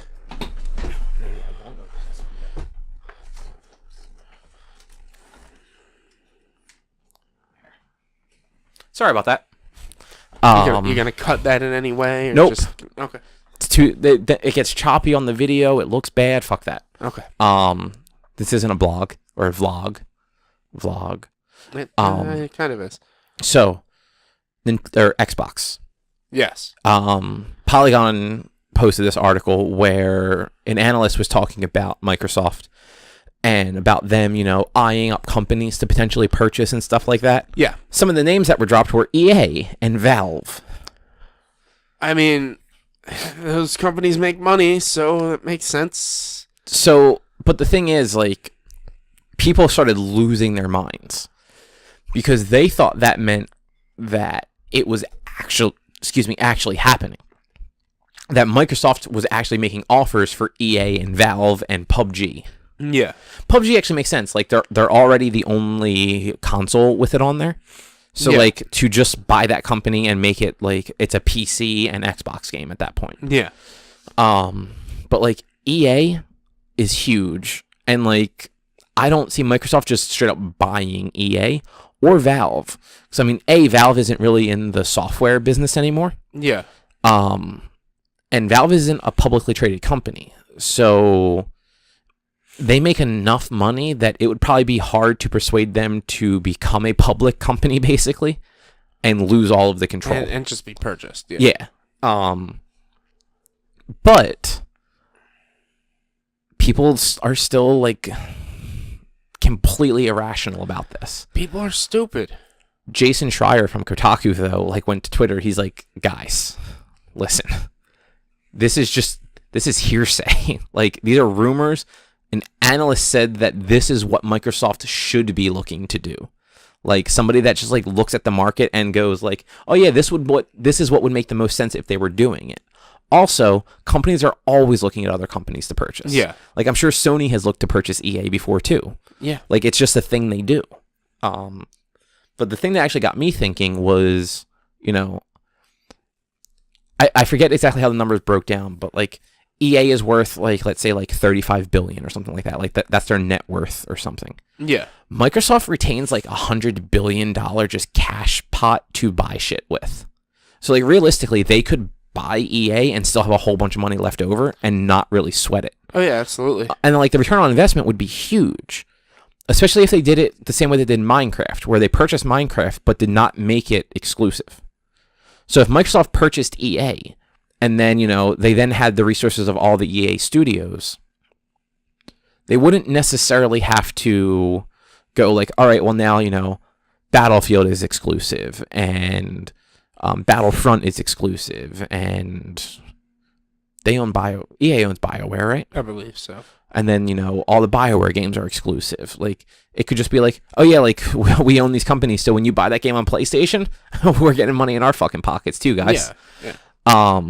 Like, that wouldn't be a bad move. Yeah. They could also probably work out some sort of, like, limited exclusivity for certain games without having to, like, jump through hoops the way they probably had to do with, like, Tomb Raider and stuff like that. Yeah. Where it's just like, all right, well, Mass Effect's a bad example now because the Andromeda fucking tanks so hard. It made me, when you were naming things that they would be getting, Battlefront, and you said BioWare, which the first thing I thought was Mass Effect. I was like, you're naming all the bad shit. You need to name something good. I can't think of anything EA does that's good. Madden. Sports. They get Madden. Sports. Most of their sports games aren't that good anymore FIFA. either. It is no longer in the game, and apparently Pro Evolution Soccer is the better soccer game. Yeah. I haven't played it, but I believe I've heard that, yes. Yeah, but I mean, BioWare has Anthem. Like, that's their new big one. That's going to be their Destiny-like game. Yes. And, for the most part, I believe PlayStation has had, like, the exclusivity deals for Destiny, correct? Like, not that the game's exclusive, but, like, they get, like, the content first. Yeah, both Destinies, they get the content at least a year. They get the additional content, like, a year prior to. So, Microsoft purchases EA. That then happens with Anthem. They can then do that same deal, but like in reverse, like they get the content a year out and hope that it works out for them, and Anthem's a good game. Yeah. The other thing I was thinking, like, there's also like Activision. Like, if Microsoft purchased Activision, which wasn't one of the companies named, they would have Bungie for the remainder of the 10, not have them as in own them, but Bungie has a 10-year contract with Activision right now. Yeah. Which would then revert to Microsoft, I would assume. In which case, like, you could potentially have Bungie working on Halo again. Yeah. I doubt that particular thing would happen even if Activision was purchased. But then you'd have, Microsoft would then have Blizzard, which means, Overwatch stuff could be Xbox console first or whatever, however they worded it. Like, shit like that, where, it could make a big impact on the exclusive market and on the third party. That is still not the right word. On the multi-platform market. Yeah. For where people go first. Yeah. 'Cause, a lot of people, like me included, I go to PlayStation 4 for like multi-platform stuff generally, and then the Xbox is 9 times out of 10 for exclusives, which there really aren't any of. That's how I am. Like I want to get the Halo collection, I want to get Halo 5, and I want to get the new Gears. But besides that, I really don't care about anything. I want to try Sea of Thieves, so I'm probably going to sign up for Game Pass for a month. Yeah. Just to play Sea of Thieves because it's a multiplayer game, so I know I'm not going to like it. Yeah. But it just looks neat. Yeah. And you can play it by yourself, apparently. It's not as much fun, but you can play it alone. That's going to be a pain in the ass, manning a ship by yourself. Depending on the number of crew, your ship gets smaller or bigger. Okay. So one person, the ship is tiny so that you can man all the parts by yourself. 2 people, it's a little bit bigger. 4 people, it's even bigger. Okay. Yeah. But like I can't see like the Valve one is the one thing that I couldn't ever see happening. No, they would never do that. Plus, like I don't see yes, there's totally benefit for Microsoft in doing that, but considering Valve hasn't been, Microsoft needs software. Like, that's what they need. They need a fucking software library for their console, and they need exclusives. Yeah. Like, Valve is not the place to go to get that. No. Like, they haven't made a game in, 8 years?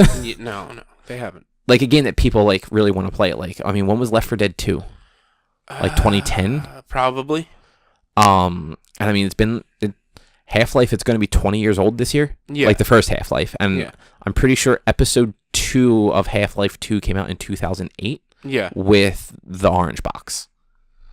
So, Yeah. like, yeah, that would be a weird one. Like, what they would get out of that would be Steam. So they would have that whole thing going on, which could then replace the Microsoft Store for game purchases, and then could potentially expand the Play Anywhere library. Yeah. Which would definitely have more people buying Microsoft-related stuff. It would have more people buying games on Steam, which would in turn, like, there would be benefits to Microsoft buying it, but there would be no benefits to Valve selling, and so Valve would not sell. Yeah, exactly. But yeah, I thought that was just interesting, especially with how worked up a lot of people on the internet were getting over like some analysts talking about stuff. People get worked up on the internet for everything, you know that. Yeah, no, I mean, you're not wrong. Because they don't read the article. They just read the headline. That is unfortunately true. And now the last thing of news that I have, we have confirmation that, oh man, I just fucking said the name of it to you a minute ago. Anthem. Yes. Anthem is 2019 release. Okay. There is going to be a Battlefield this year, though. Okay. So Battlefield this year, and then Anthem 2019, potentially an early 2019 release. Yeah. And apparently, basically all of BioWare is working on this fucking game now. Interesting.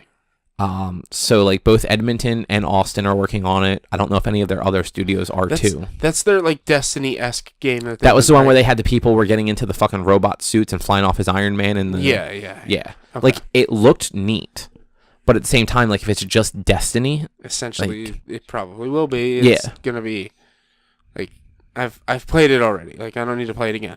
Yeah, exactly. But yeah, so I mean, I'm looking forward to at least seeing more of what that game is, and probably giving it a shot at least, especially if they do like a beta the way Destiny has done. Like, I will definitely at least try it to see if it's something for me or not. Yeah. Like, Destiny's saving grace was it is technically probably one of the best console shooters ever. Yeah. Like, not technically, like, it shoots better than any console shooter game has a right to shoot. Yeah. Like, I can't think of a game that feels better in combat than Destiny does. Destiny's gun combat is awesome. Yeah. I don't see BioWare pulling that off. No. Which means, like, that game's going to have something else. It's going to have to have a good story or a good narrative. Yeah. Or just at least be something different and interesting. Yeah. Which, because, I mean, BioWare does good narratives. Like, the thing is, like, we've seen so many of the Destiny, with Destiny 2, The Division, like, it's like, if it's going to be the same thing, like a loot fest type, and if you're right, it has to be done good, or it's not going to do any good. Yeah, exactly. I'm just double checking, making sure I didn't miss any of the news. There is one thing you missed. That's why I'm checking to see if I missed anything. There is one thing you missed. What do you think I missed? All right, so that lovely movie Cloverfield, the found footage monster movie. Oh, I saw that and just didn't care. I care, Cobb. And they had 10 Cloverfield Lane. Well, they've also filmed their 4th movie, which is a World War II thriller called Overlord. Yes, 4th. Yeah, that's why I didn't care, because they haven't even started the 3rd one yet, so that one's not going to come out for a while. The 3rd one is filmed as well. No, the 3rd one's still filming. Or hasn't started filming yet.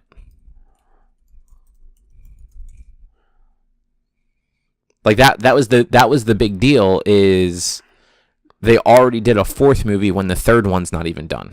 Well, no, the 3rd one, we're still waiting for a trailer. It's called God Particle, but it might have been retitled Cloverfield Station.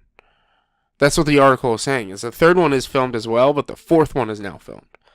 So we don't have a release date for the 3rd one, but they're finishing up production on the 3rd one at this point.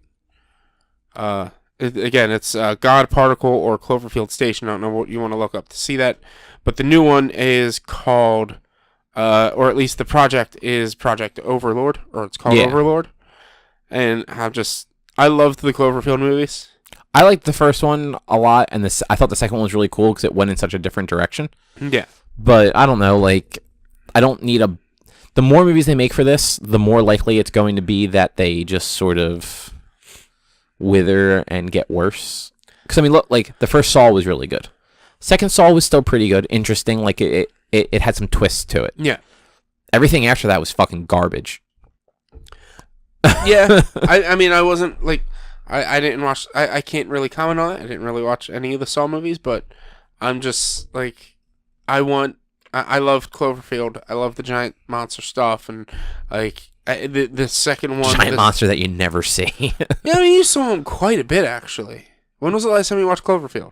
A year ago. Really? Yeah, you don't see the monster that much. Not that much. You don't ever actually even see like a good full shot of the monster.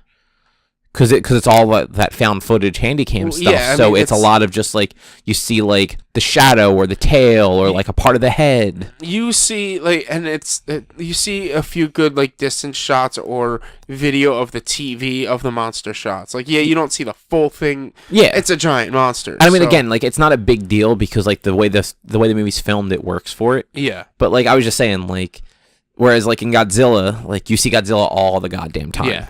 Like that was kind of what I meant. Or even what's that movie? King Kong?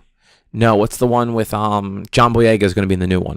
Pacific Rim. Yeah, those movies. Can't wait for Pacific Rim 2. I thought the second one was super boring. The first one? Or yeah, I'm sorry, the first one. I loved it. I thought it was great. I'm a huge fan of Guillermo del Toro, and I just yeah. Why are you a big fan of his? I'm not saying you shouldn't be. I'm actually just curious why. The fact that a lot of his movies, like he tends to do more like prosthetic wise and less digital.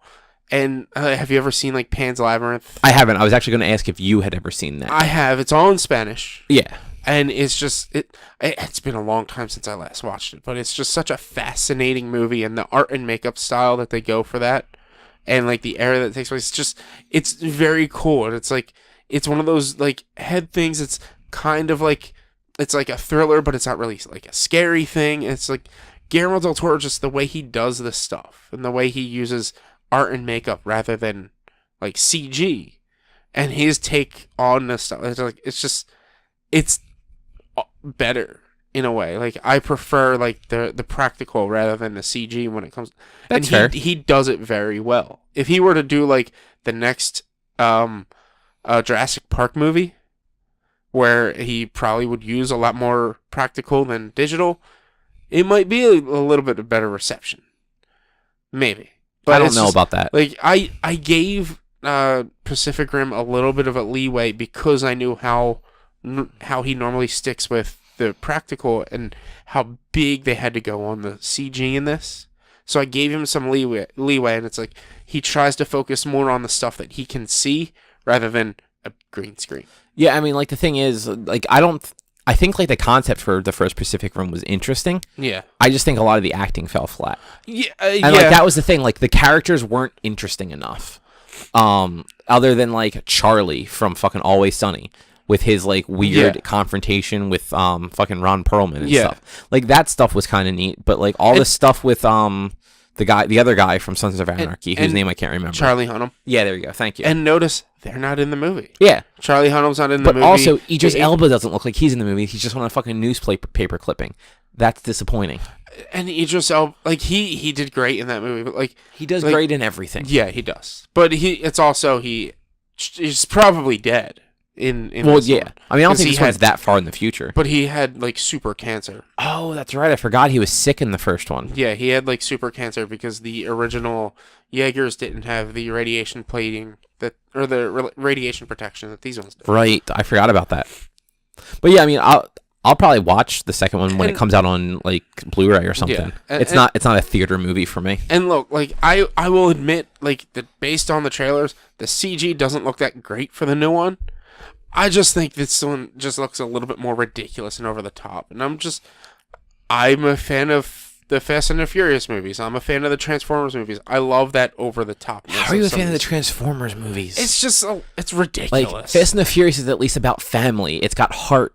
Transformers got nothing, and they made fucking 5 movies of nothing. It's got explosions and ridiculous and over the topness. Barely, and all the Transformers look like garbage. I don't think they look that bad. They look terrible. They fucking gave Optimus Prime like this moving mouth thing, and it looks awful. No, that's all the Transformers have that. I know, but like Optimus is particularly, he has the metal plate across his face. Like, just make him look like fucking Optimus Prime. God damn it! Well, they put the metal plate. It's battle mode is in the metal plate. I'm just saying. The toys always had the battle mode and the non-battle mode. Like they would have the one with the metal plate, and then they would have him. I'm just saying, make the motherfucker look like Optimus. They did. They did their best. Fucking Bumblebee was a fucking Camaro. He's always been a Camaro. No, he was a Beetle. Was he? Fuck you. He was No, he was a VW Bug in the original cartoon. That's stupid. No, that's the best. That's why in the first movie, when they're at the car dealership, he's looking at the Beetle first, and Bumblebee like lets off like that like pulse wave that like shatters all the glass and like flattens all the tires, and then he is the only car left standing. Yeah. Yeah. Okay. But yeah, so that's all the news. What did you get up to this week? Well, remember, you got 5 minutes. I can't do 5. Look, dude, come on. It's only 8:30. I know it's 8:30. I got shit to do. You got 5 minutes. I'll give you 15. You have until 9 o'clock. I can't. But it's Monster Hunter. Like, I know, but think about it this way. I literally cannot have a conversation with you about Monster Hunter. I know. So you're just going to be ranting anyway. I have a general like overview and review and comments on what I get it started. But I'm trying to think of what else I did before that. I watched through, which I talked at season 2 of, Black Mirror, which I talked about last week. Dude, wait till you get to 3. I watched the second episode of season 3. Not the first? My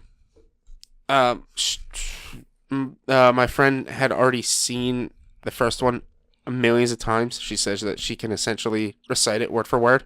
So I watched it with her. Right. She was like, you can watch that one. Let's watch the first one's the one with Bryce Dallas Howard. I think, right? And I've kind of seen that one. That one was interesting, but like, go back and watch it later. Yeah, I will. It's the second one is the video game one, right? It's the video game one where like it's the horror game, and yeah. I was like, this is amazing, and then it just twist after twist after twist, and I was like, oh my god, this is the coolest thing in the world. I really wish this thing was real. I want it. It's so cool. I mean, it'll be there someday, probably. Someday, but I mean that is a scary idea. Like, oh, like his phone went off, but that's spoilery. But still, that was cool. So I think I can't remember if I watched another episode. I think that's the only one I watched. I don't know. I watched the next one as well. What was the next one? The next one was the kid's sister takes his laptop and the one with Braum from Game of Thrones. Yeah. It made me so friggin' mad. Number 1, who looks for malware protection on their computer by Googling malware protection and downloading the first one? That's your biggest no-no. That's why he got the malware. So here's the thing. That's most of the people in the world. I know. But this kid it looked like he knew computers.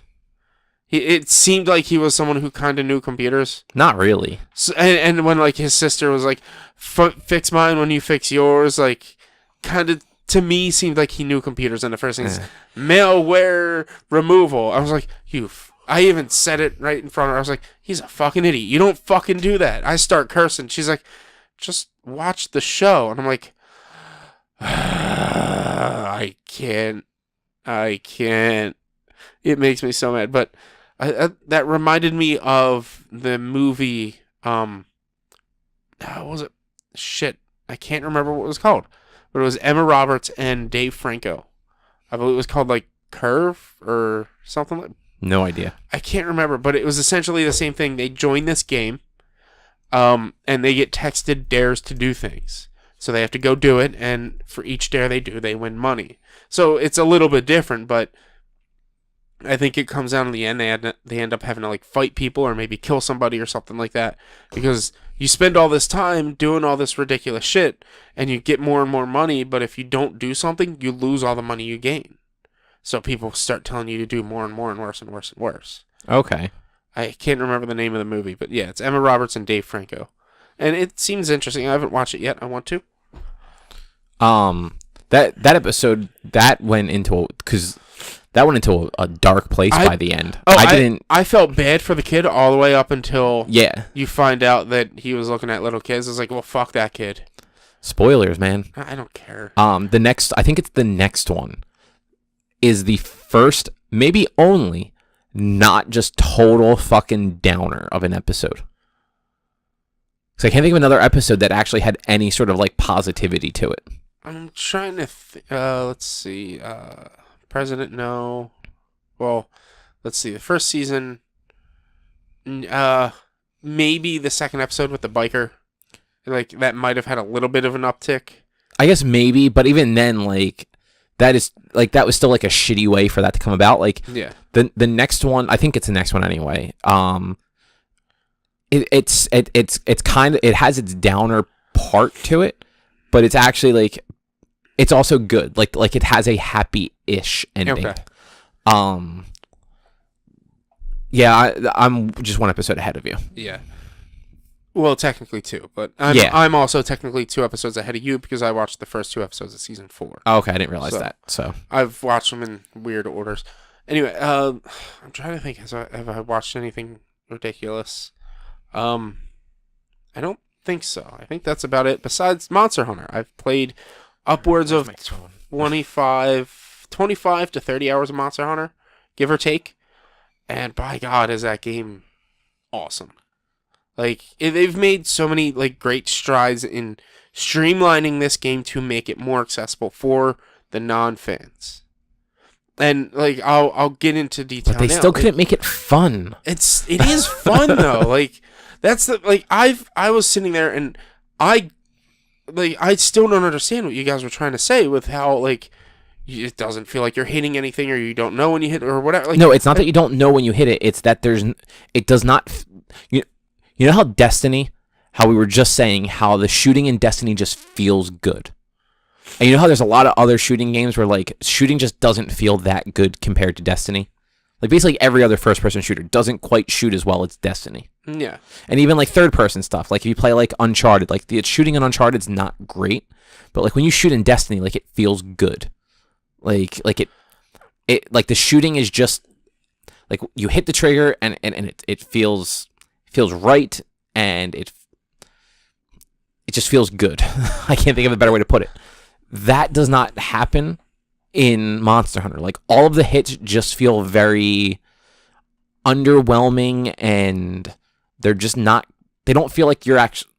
I guess because you, like you had said, you know, you hit attack and like depending on the weapon, maybe it's like 2 or 3 swings. It's not just one swing per tap. Yeah. But like you end up just kind of like hitting right through the enemy because of the way those attacks go, that it feels very like underwhelming, and just it doesn't feel like you're actually hitting something as much as you're just kind of hitting in the area of something and it's taking damage anyway. And in my counter argument to that, any game where you're dealing with attacking or fighting a big enemy, you end up just like it does feel like swinging through the enemy or. No, but I mean, like, even fighting like the bigger stuff in Zelda never felt that way. Anything in Bloodborne didn't feel that way, or Dark Souls, like those that. I'm not trying to like argue with you over what's a good game or not. I'm just saying like the combat just never felt good. Like it never felt satisfying to hit something.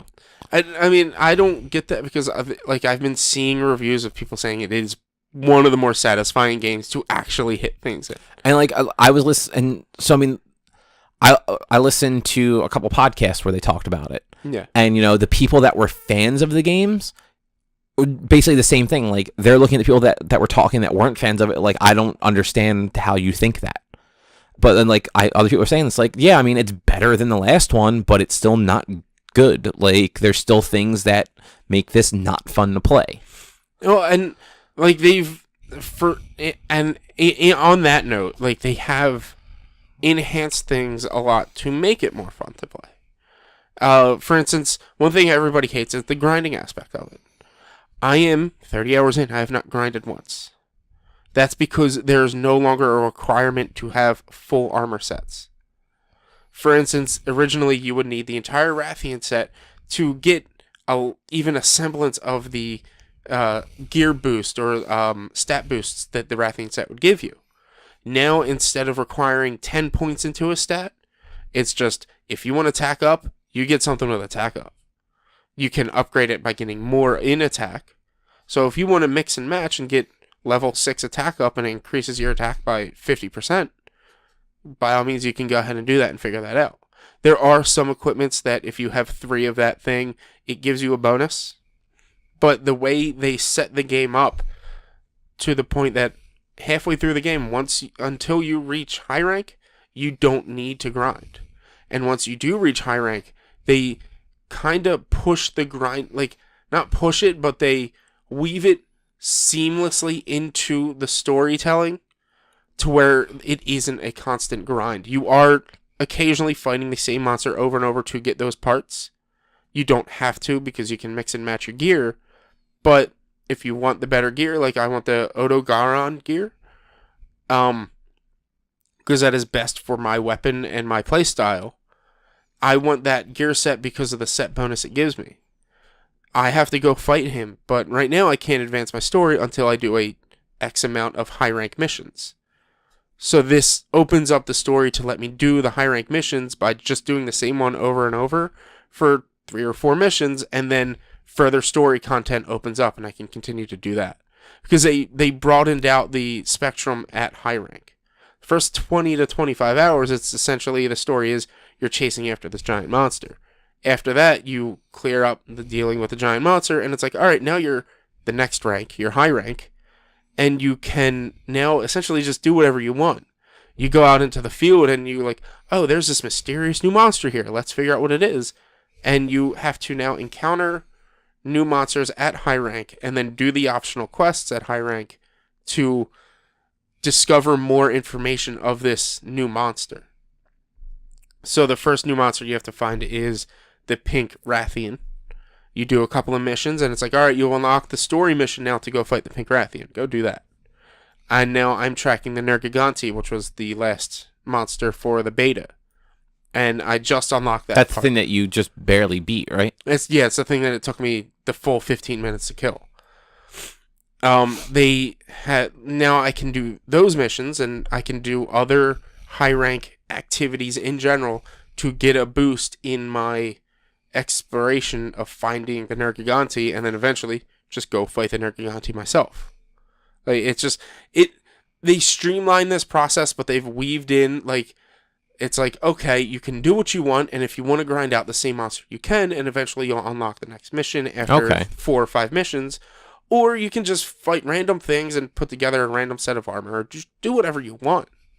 It's really neat. Like, they've added weekly activities to do, which I was able to clear within the first 3 days. They've added there's no more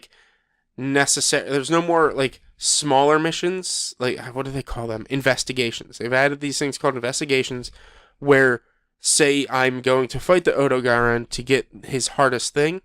Well, I go find an investigation where it maybe limits the playtime to a half hour and only 2 players in this mission. But it gives me 3 gold item chances.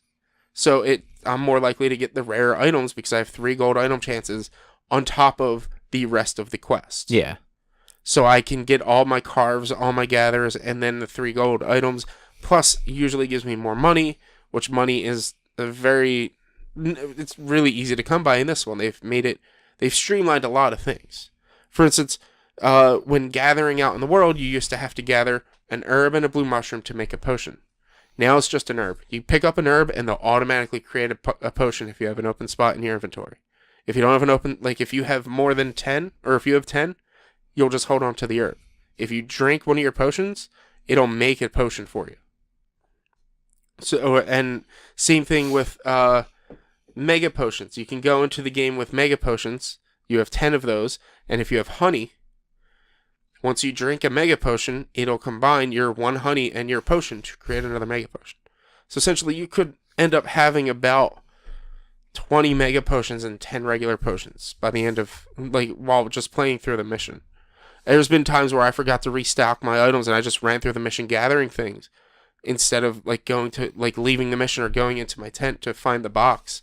And I came out with more items from that mission than I did when I went in. The gathering materials like the herbs and the honey and the other things, you just run by and press circle. They don't have to drop down and pick it up. If there's 3 in that item, you're picking up 3 and you're running right by. So it's just like the streamlining of a lot of things that people hated, like especially like Eric hated the fact that it took so long to do stuff. To gather, you'd have to go press circle. They'd get down, they'd rustle around, they'd get up. You got your item. You'd have to do that 3 times, 4 times. No, it's just run by and hold tap circle as you're running by. Your 15 minutes is up. I'm sorry. Man, really? Is it? Yeah. You started at 8:44. It is now 8:59. But we talked a little bit about No, other. I didn't. Hey, I said you had 15 minutes. Come on now. But they've made this game easier for newbies to get into. They've made this game nice enough for veterans to still enjoy it.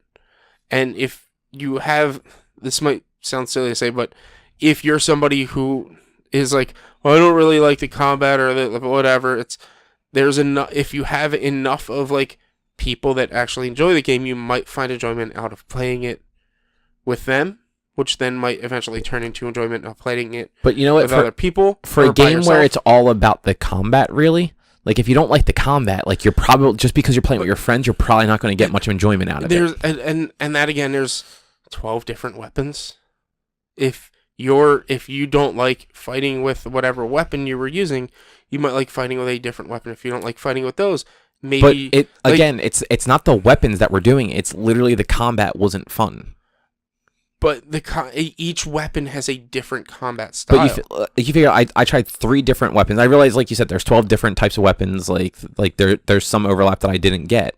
But like out of those 3 weapons, like the combat felt bad in all 3 of them to me. And did you try the bow and arrow or the bowgun? No, because I don't like range stuff in any game. Well, that might be your weapon style in this game, though. You might like that more than. But so to reiterate, I'm bad at ranged weapons. Like, in general, like, I don't have the patience or, like, the, like, dexterity for it.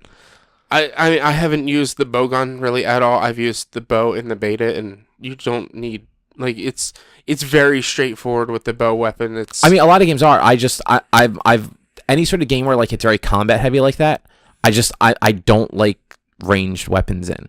Like, they feel worse usually than, like, any, like, melee weapon does. Okay.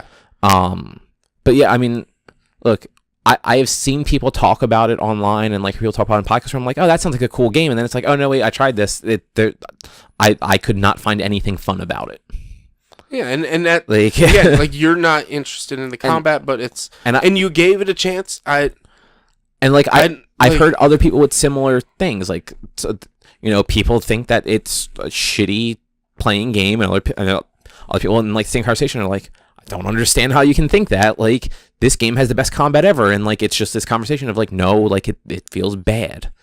Like, and, I mean, not necessarily, like, against the game, because I know, like, it's historically just a hard game to kind of, like, get into, but you were saying, like, they made it more accessible.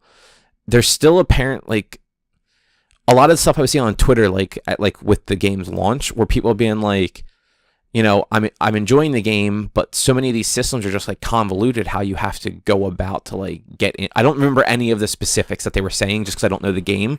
But I guess between a lot of like, kind of like just weird systems to like get into groups with people and to like get different sorts of quests, and because the tutorial and stuff uses all like the like in-universe lingo, it's hard to kind of wrap your head around it until you've been playing it for a while. Well, I don't know if that particular sentence made sense to you. Some of that issue could have been based on Xbox use, because Xbox has had matchmaking issues for the past weekend. No, I think a lot of it was PS4. Like, joining, like, there is stuff that they didn't outright explain, that I had to be explained by the people I play with, that there is this thing called a squad. Essentially a guild or fire team, whatever. Like, you put together your squad, and then trying to find them is as simple as going to online settings and squad and joining the squad room. No one explained that to you in the game. No one explained what a squad is or anything like that. Yeah, I think that was the thing. Like, some people were like, you know, I guess there were things in the game that made it sound like that was how you started multiplayer, but it turns out that wasn't how you started it. Even though to get into like the same like area as like somebody that you're playing with, like they were able to figure it out after a little while. It wasn't very intuitive. It was like to get into multiplayer, you unlock multiplayer after a certain amount of time. Like once you complete a certain mission, it's like, oh hey, by the way, you're in an open live lobby that you can join anybody in, and anybody can join you in. If you want to play privately, you can just log off, and if not, you can just be on this open live lobby. Yeah. And if you want to wait for people to help you with missions, you can. You generally can only do like story missions by yourself, but once you get past a certain point in that story mission, you can send out an SOS beacon and people can join you. But besides that, any optional mission that you have unlocked, as long as somebody's the high enough rank than you, whether they've unlocked it or not, they can do it. So it's like... Like, again, I don't know the specifics. I was just, like, that was one of the things I saw a lot of people talking about, both, like, on some podcasts and on Twitter. Yeah. Of just, like, they were enjoying what they were playing, but a lot of the systems were just... They were more confusing than they should have been for something that is done by so many other games.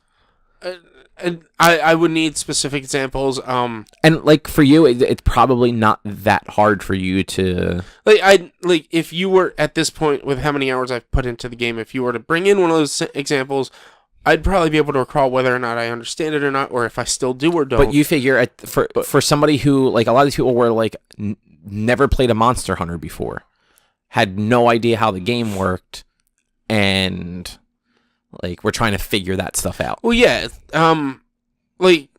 but there are things in this game that weren't in before, like the investigations for one. I really don't understand how to unlock an investigation.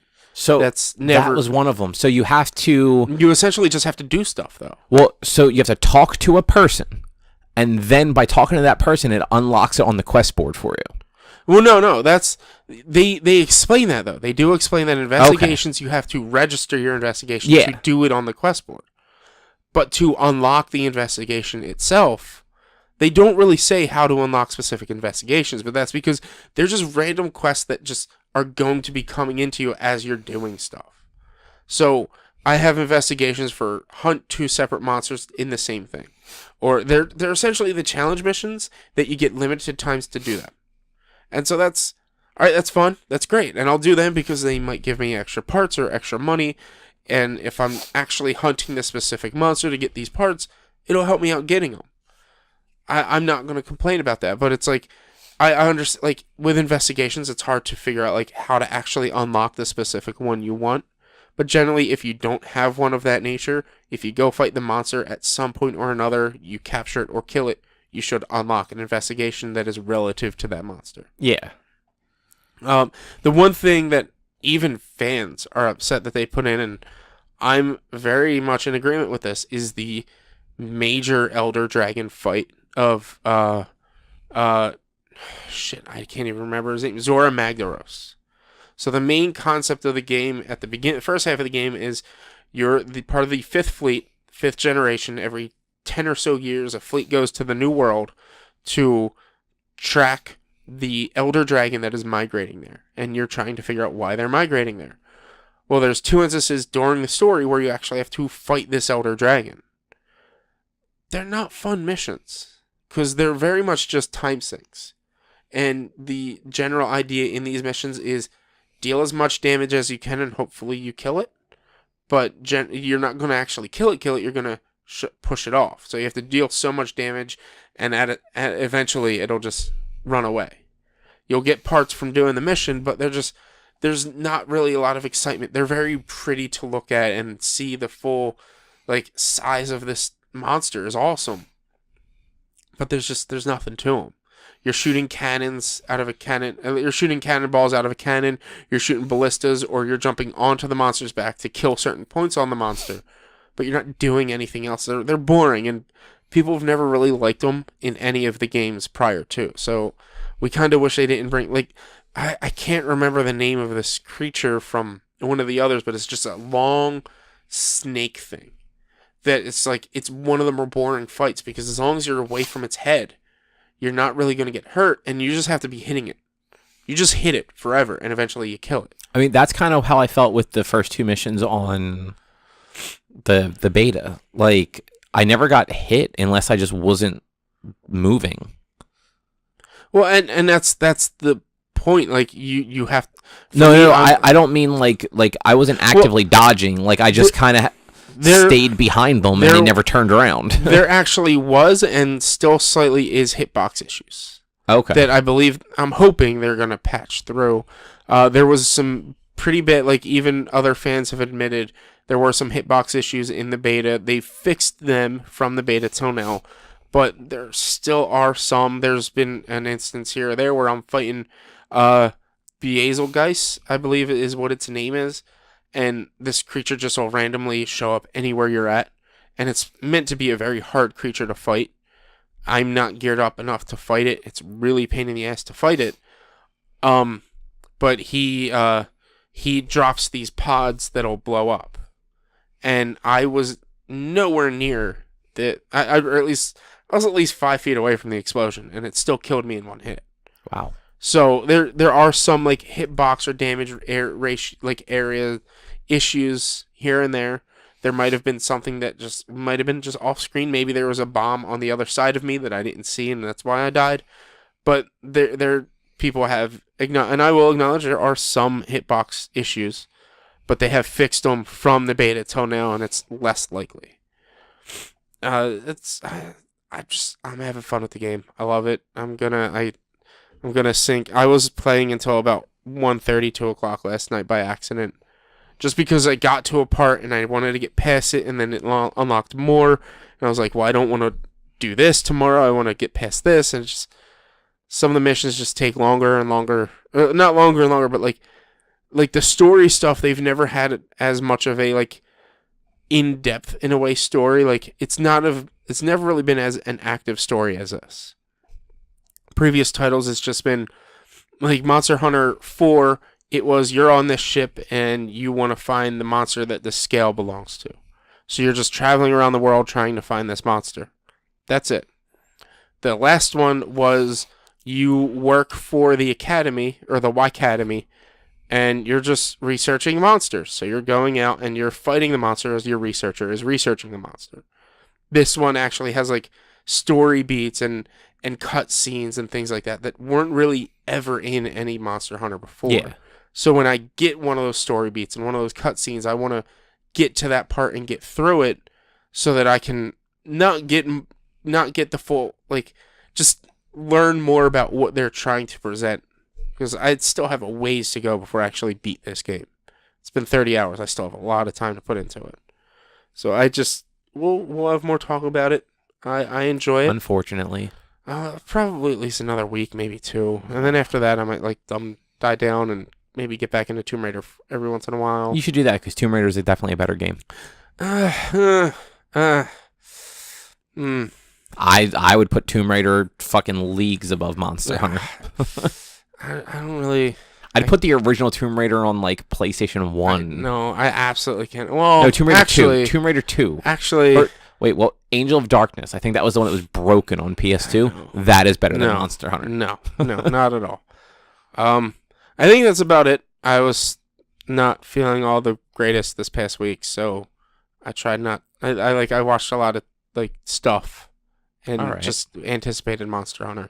Well, I also watched a lot of stuff. Yeah, I didn't watch anything new. Well, not new, but like I'm not caught up on shows. Well, I'll glance over that stuff then. Supergirl and Black Lightning are good, surprisingly. Yeah. Supergirl is still good. Like since it came back, it's actually been pretty good. And like Black Lightning is just, I don't know what I was expecting from it, but it's not what I was expecting, but I'm enjoying it. Yeah. This week on The Flash though, like the episode that was on last night. Yeah. No spoilers for you, but Cisco really likes Bulbasaur. Okay. You'll find out. Barry's a goddamn cheater. You'll find that out too. Well, last week's episode didn't get uploaded onto Plex. Oh, so you're 2 weeks behind? So I didn't get last week's or this week's. Yeah. So Erica and I started watching 2 different things over the weekend. Okay. We started watching the show Mindhunter on Netflix. Okay. It's It's based on a book, like a true crime book, where these two guys in the 70s started going to prisons and talking with serial killers and like examining serial killers like psyche to try and figure out what made them tick. And this was before like serial killer was like a thing. Like not that there hadn't been serial killers, but this was like right after the Manson murders, basically. I saw that on Netflix, like scrolling through, and that seemed. I want to watch more documentary stuff. Yeah, so no, this is actually like a drama. Okay. Like it's not a documentary. Okay. It's all acting and stuff like that, but it's based on this book. Yeah. But they're going and talking to real serial killers from like the 70s. Some of these guys are still in prison. Okay. And like there's this one overarching one that they're showing that he is not in prison yet. That is like a real serial killer that, you know, he actually just got caught like a decade ago. Yeah. From the 70s. Yeah. But yeah, I think they're in like 77 or 78 ish. But the first like 2 episodes are a little slow to start, but then like by episode 3 it actually starts getting really interesting, because that's around when they actually start talking to the serial killers in the prisons and like recording like the conversations and all, and the people that they have playing them are doing a really good job. Okay. We also watched the Santa Clarita Diet. My sister watches that. With it's Drew Barrymore and Timothy Olyphant. Yeah, my sister watches that. She says it's pretty good. It actually is. Like after we'd watched like a couple episodes of Black Mirror and then a few episodes of the show Mindhunter, I'm like, let's find something like a little lighter. Yeah. And that was like the first comedy that we hadn't watched that sounded interesting. Drew Barrymore basically gets turned into a zombie, but more like the iZombie kind of zombie. Yeah. Where like she's still totally her, but she just wants to eat people. Yeah. Like, I mean, minor spoiler for the first episode, she eats Nathan Fillion. No. Poor Nathan Fillion. But like it's enjoyable. Like we watched unintentionally we watched the whole season. It was 10 episodes. They're only 30 or 20-ish minute episodes. Yeah. But like we got to like episode like 9 and I'm just like, we just watched like this whole thing and like it's only like 6:00. So yeah. But yeah, it was surprisingly good. Like I didn't know what I was getting into, but I like Timothy Olyphant. I could care less about Drew Barrymore, but like she's actually really good in the show. Yeah, I've been trying, because a lot of shows are very heavy shows, especially like Black Mirror and stuff. I do try to mix my day up with some lighter things. That's why I watch. I've been watching Comedians in Cars Getting Coffee. Oh, okay. That's actually some pretty quality entertainment. Like some of the episodes are a little like like it depends on if you like or like the comedian, but generally like I have like a good time watching them. It's like this is a lot lighter than watching Black Mirror when I have time, or I'll put on BoJack Horseman from time to time too, because I haven't really watched through that. Yeah.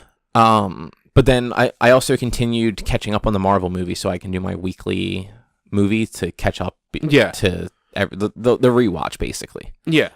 So I watched Incredible Hulk, Iron Man 2, and Thor since last week. Okay. And then I'm going to watch Captain America: The First Avenger probably tomorrow or Friday. And you should be caught up, right? For your weekly. Captain America is this week's movie. Yeah. So as long as I watch that this week, then it'll just be a movie a week going forward. Yeah. Incredible Hulk, not as bad as I remember it being. Like not great, but not as bad as I remember it being. The Ed Norton Incredible Hulk? No, the Hulk, the 03 Ang Lee Hulk doesn't count. I thought that movie was great. Like I didn't think that movie was. When was the last time you watched it? I don't remember, but I just always enjoyed it. I mean, it's compared to the rest of the movies, it's not good. It's better than like Iron Man 3, but like just barely. See, I try not to compare. Like, I'll compare Iron Man to Iron Man or anything Iron Man is in, but I won't compare, like, Iron Man to Thor, and I won't compare Hulk to Iron Man. Like, I mean, Hulk is its own entity, and the way a Hulk movie is going to be made, like, that is the personification of what a Hulk movie should be. So, I mean, it's not, though, because, like, I don't know. I feel like Edward Norton, like, he didn't do a bad job, but I think, like, Mark Ruffalo plays a much better Bruce Banner. Absolutely. Absolutely. And I don't like the way the Hulk looks. Like it's not like a CG issue. Cause like it's not that looks bad. Like it looks dated now because it's 10 years old. But I don't like that he's like this roided out monster. Because like even in the comics, like yes, he's always like jacked, but they had this thing where like if you look at the Hulk in this, like he is nothing but muscle to the point where like every move he makes, you literally see the muscle stretching in his chest, and like it just doesn't look great. And I don't like Liv Tyler at all. Like I can't fucking stand her in anything. Yeah. So that just kind of like knocked the movie way down. I did forget that the dad from Modern Family is her boyfriend. Yeah. I always forget that until I see it. I'm like, oh shit, that's right. He's in this. Yeah.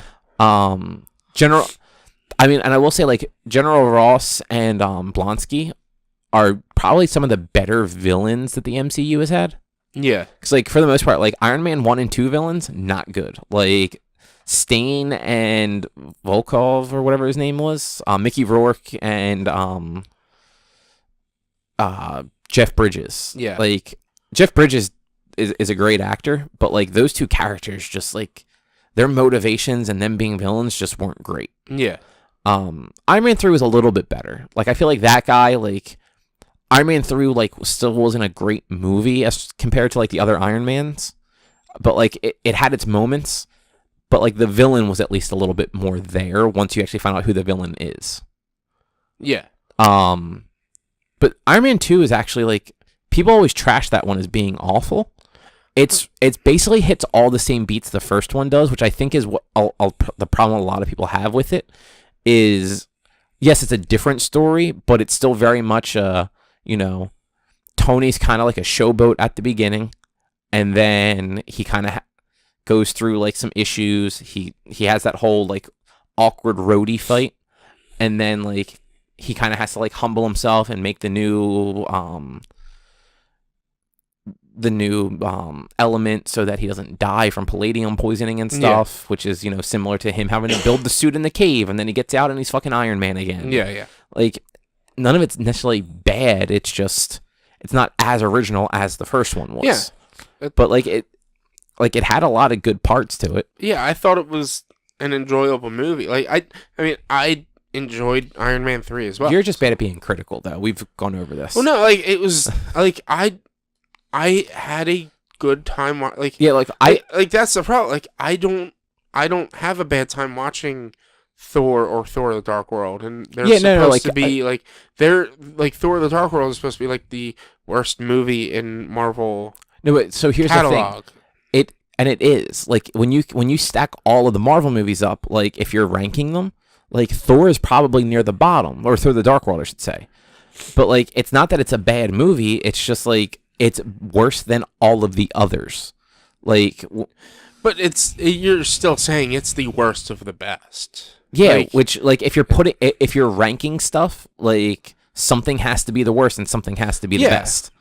So, but like Thor: The Dark World has the most problems out of all those movies, and like the villains are never like Marvel doesn't do great with villains for the most part. No, like Thor: The Dark World, the villains in that one were probably the worst, even though they could have been the coolest. Yeah. I'm pretty sure that was the one where Natalie Portman was just fed up with everything because she didn't have the director she wanted.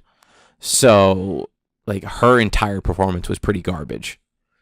She was actually pretty good in the first one. Like her and Chris Hemsworth had good chemistry, and this second one just not. I mean, I haven't watched it in a couple of years, so like when I get to it, maybe I'll see something different. Yeah.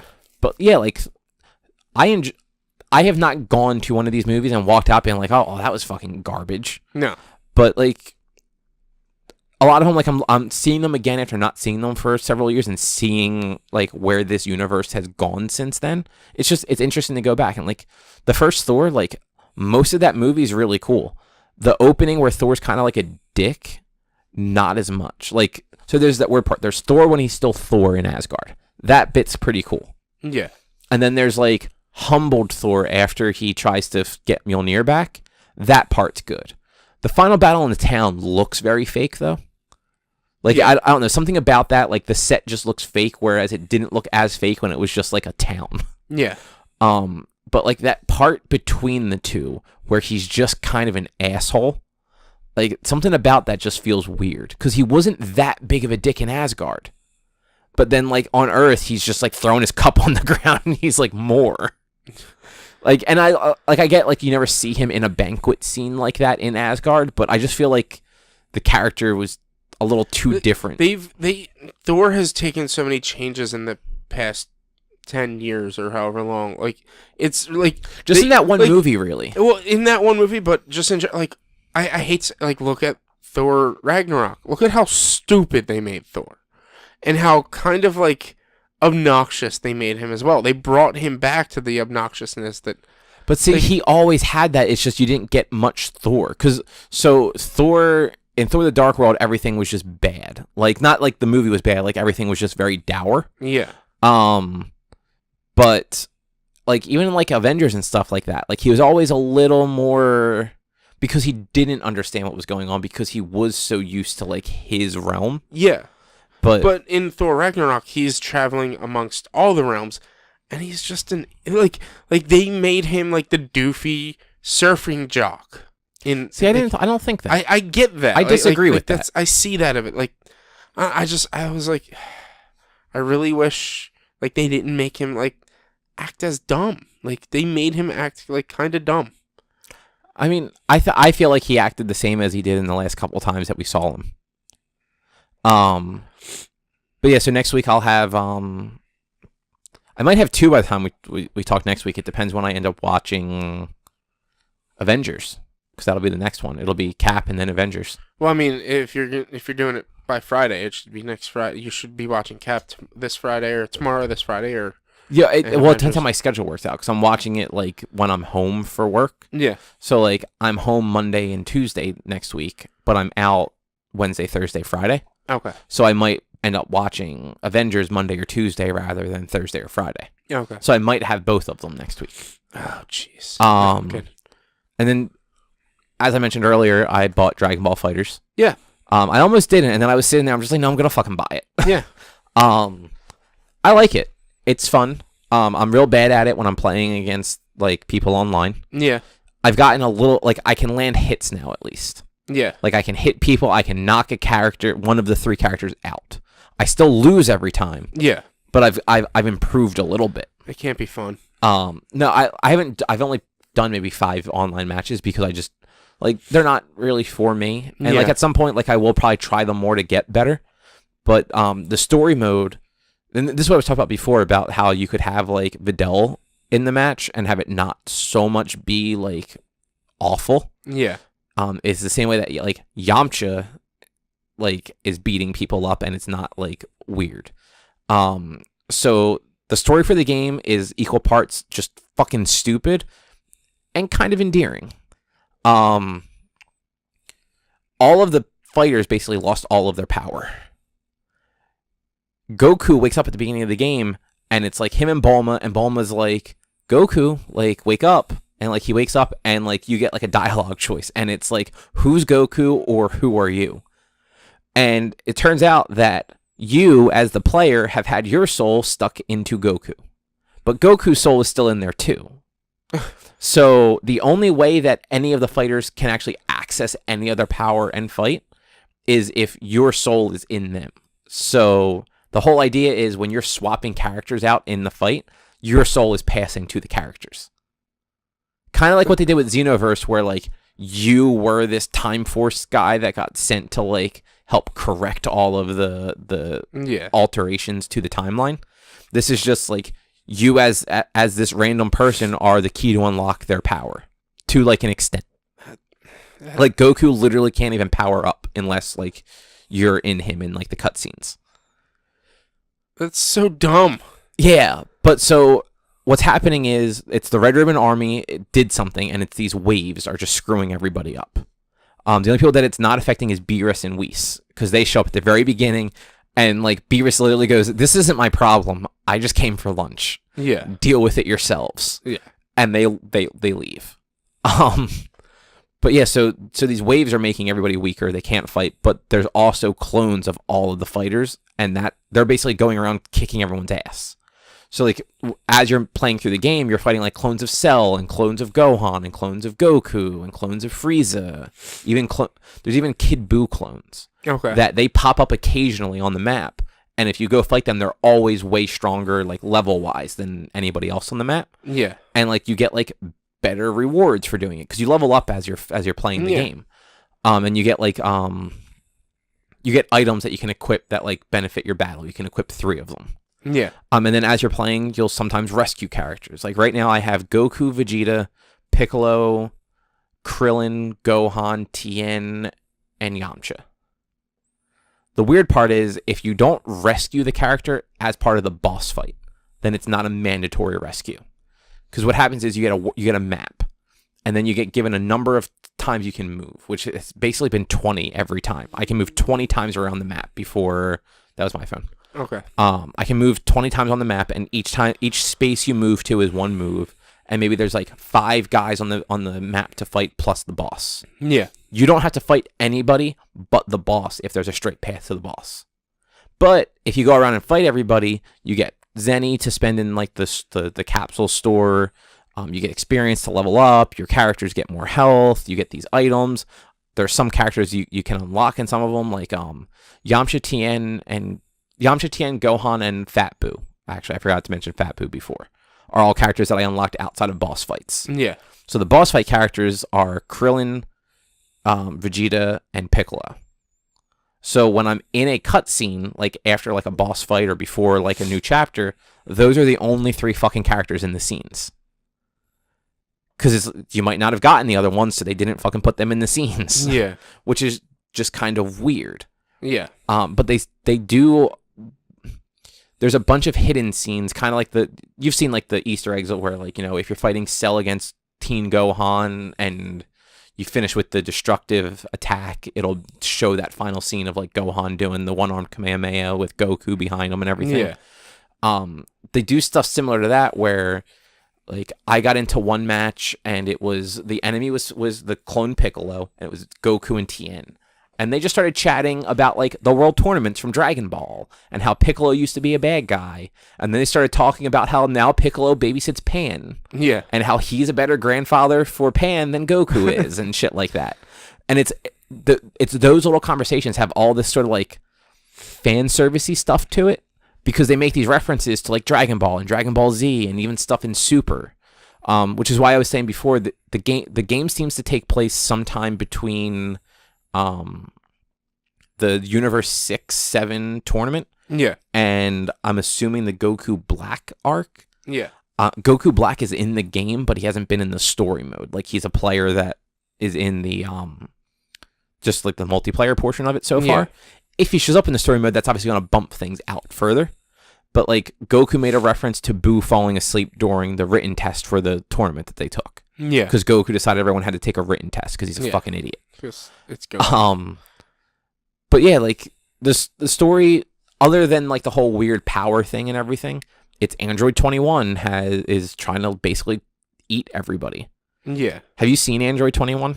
No. So like her normal form, she just looks like a scientist. Like she's got big hair and glasses and a lab coat, and like a high voice, and then she transforms and she looks like a female Majin Buu. Okay. Like she's got like the white baggy pants, she's pink, she has a tail, she turns enemies into sweets to eat them to absorb their powers. Oh, Dragon Ball. Yeah. And they actually make reference to that, like when they find out who she, like what she does, like they're like, that's kind of like Majin Buu and Cell. Yeah. And then for some reason, I believe it's her, she wished back Frieza, Cell, and the Ginyu Force. So they are all in the game as not clones also, but they're being affected by these waves too, so you can fight them without them being like more or less powerful. Yeah. But like Frieza can't become Gold Frieza at the moment because he can't power up to it. Yeah. Like that sort of thing. And then there's apparently 3 story arcs to it. There's the first one where you play as like Goku as your first main character. Then there's one where 18 is apparently your main character, and another where it's Frieza. Okay. You have to like play through each one to unlock the next one, it seems. Yeah. From what I saw online, like so far though, I'm still in that first one. It's super easy. Like it's basically all tutorial. Like every one of those fights you do on the map that's not a boss is generally showing you how to do things, but it's usually showing you how to do the same things over and over again. Yeah. And yeah, like there's just no challenge to those. But apparently the next couple do actually get harder, which is nice. That's generic fighting game is yeah. like with Pokken Tournament, it was you started the game off in the lowest rank, and each rank got harder and harder. Yeah, but no, so I mean, this has literally been, I am 70% through this first arc. I've probably fought 30 fights at this point. Yeah. None of them have been a challenge, including the bosses and Boo. Where, like, my level is 12 right now. Boo was in the 20s, and I had a perfect against him. I probably had 80 to 90 fights in Pokken Tournament before I lost one. Yeah. But yeah, so it's not so much the story itself is great, but all of the little sort of like nods and winks to like the Dragon Ball lore is kind of what's cool about the story mode. Yeah. Like the story itself isn't bad, like when it comes to like the character interaction stuff. It's the sort of setup that was pretty lame. It's just and then I mean it's got the online component, which I'm super bad at, like I said.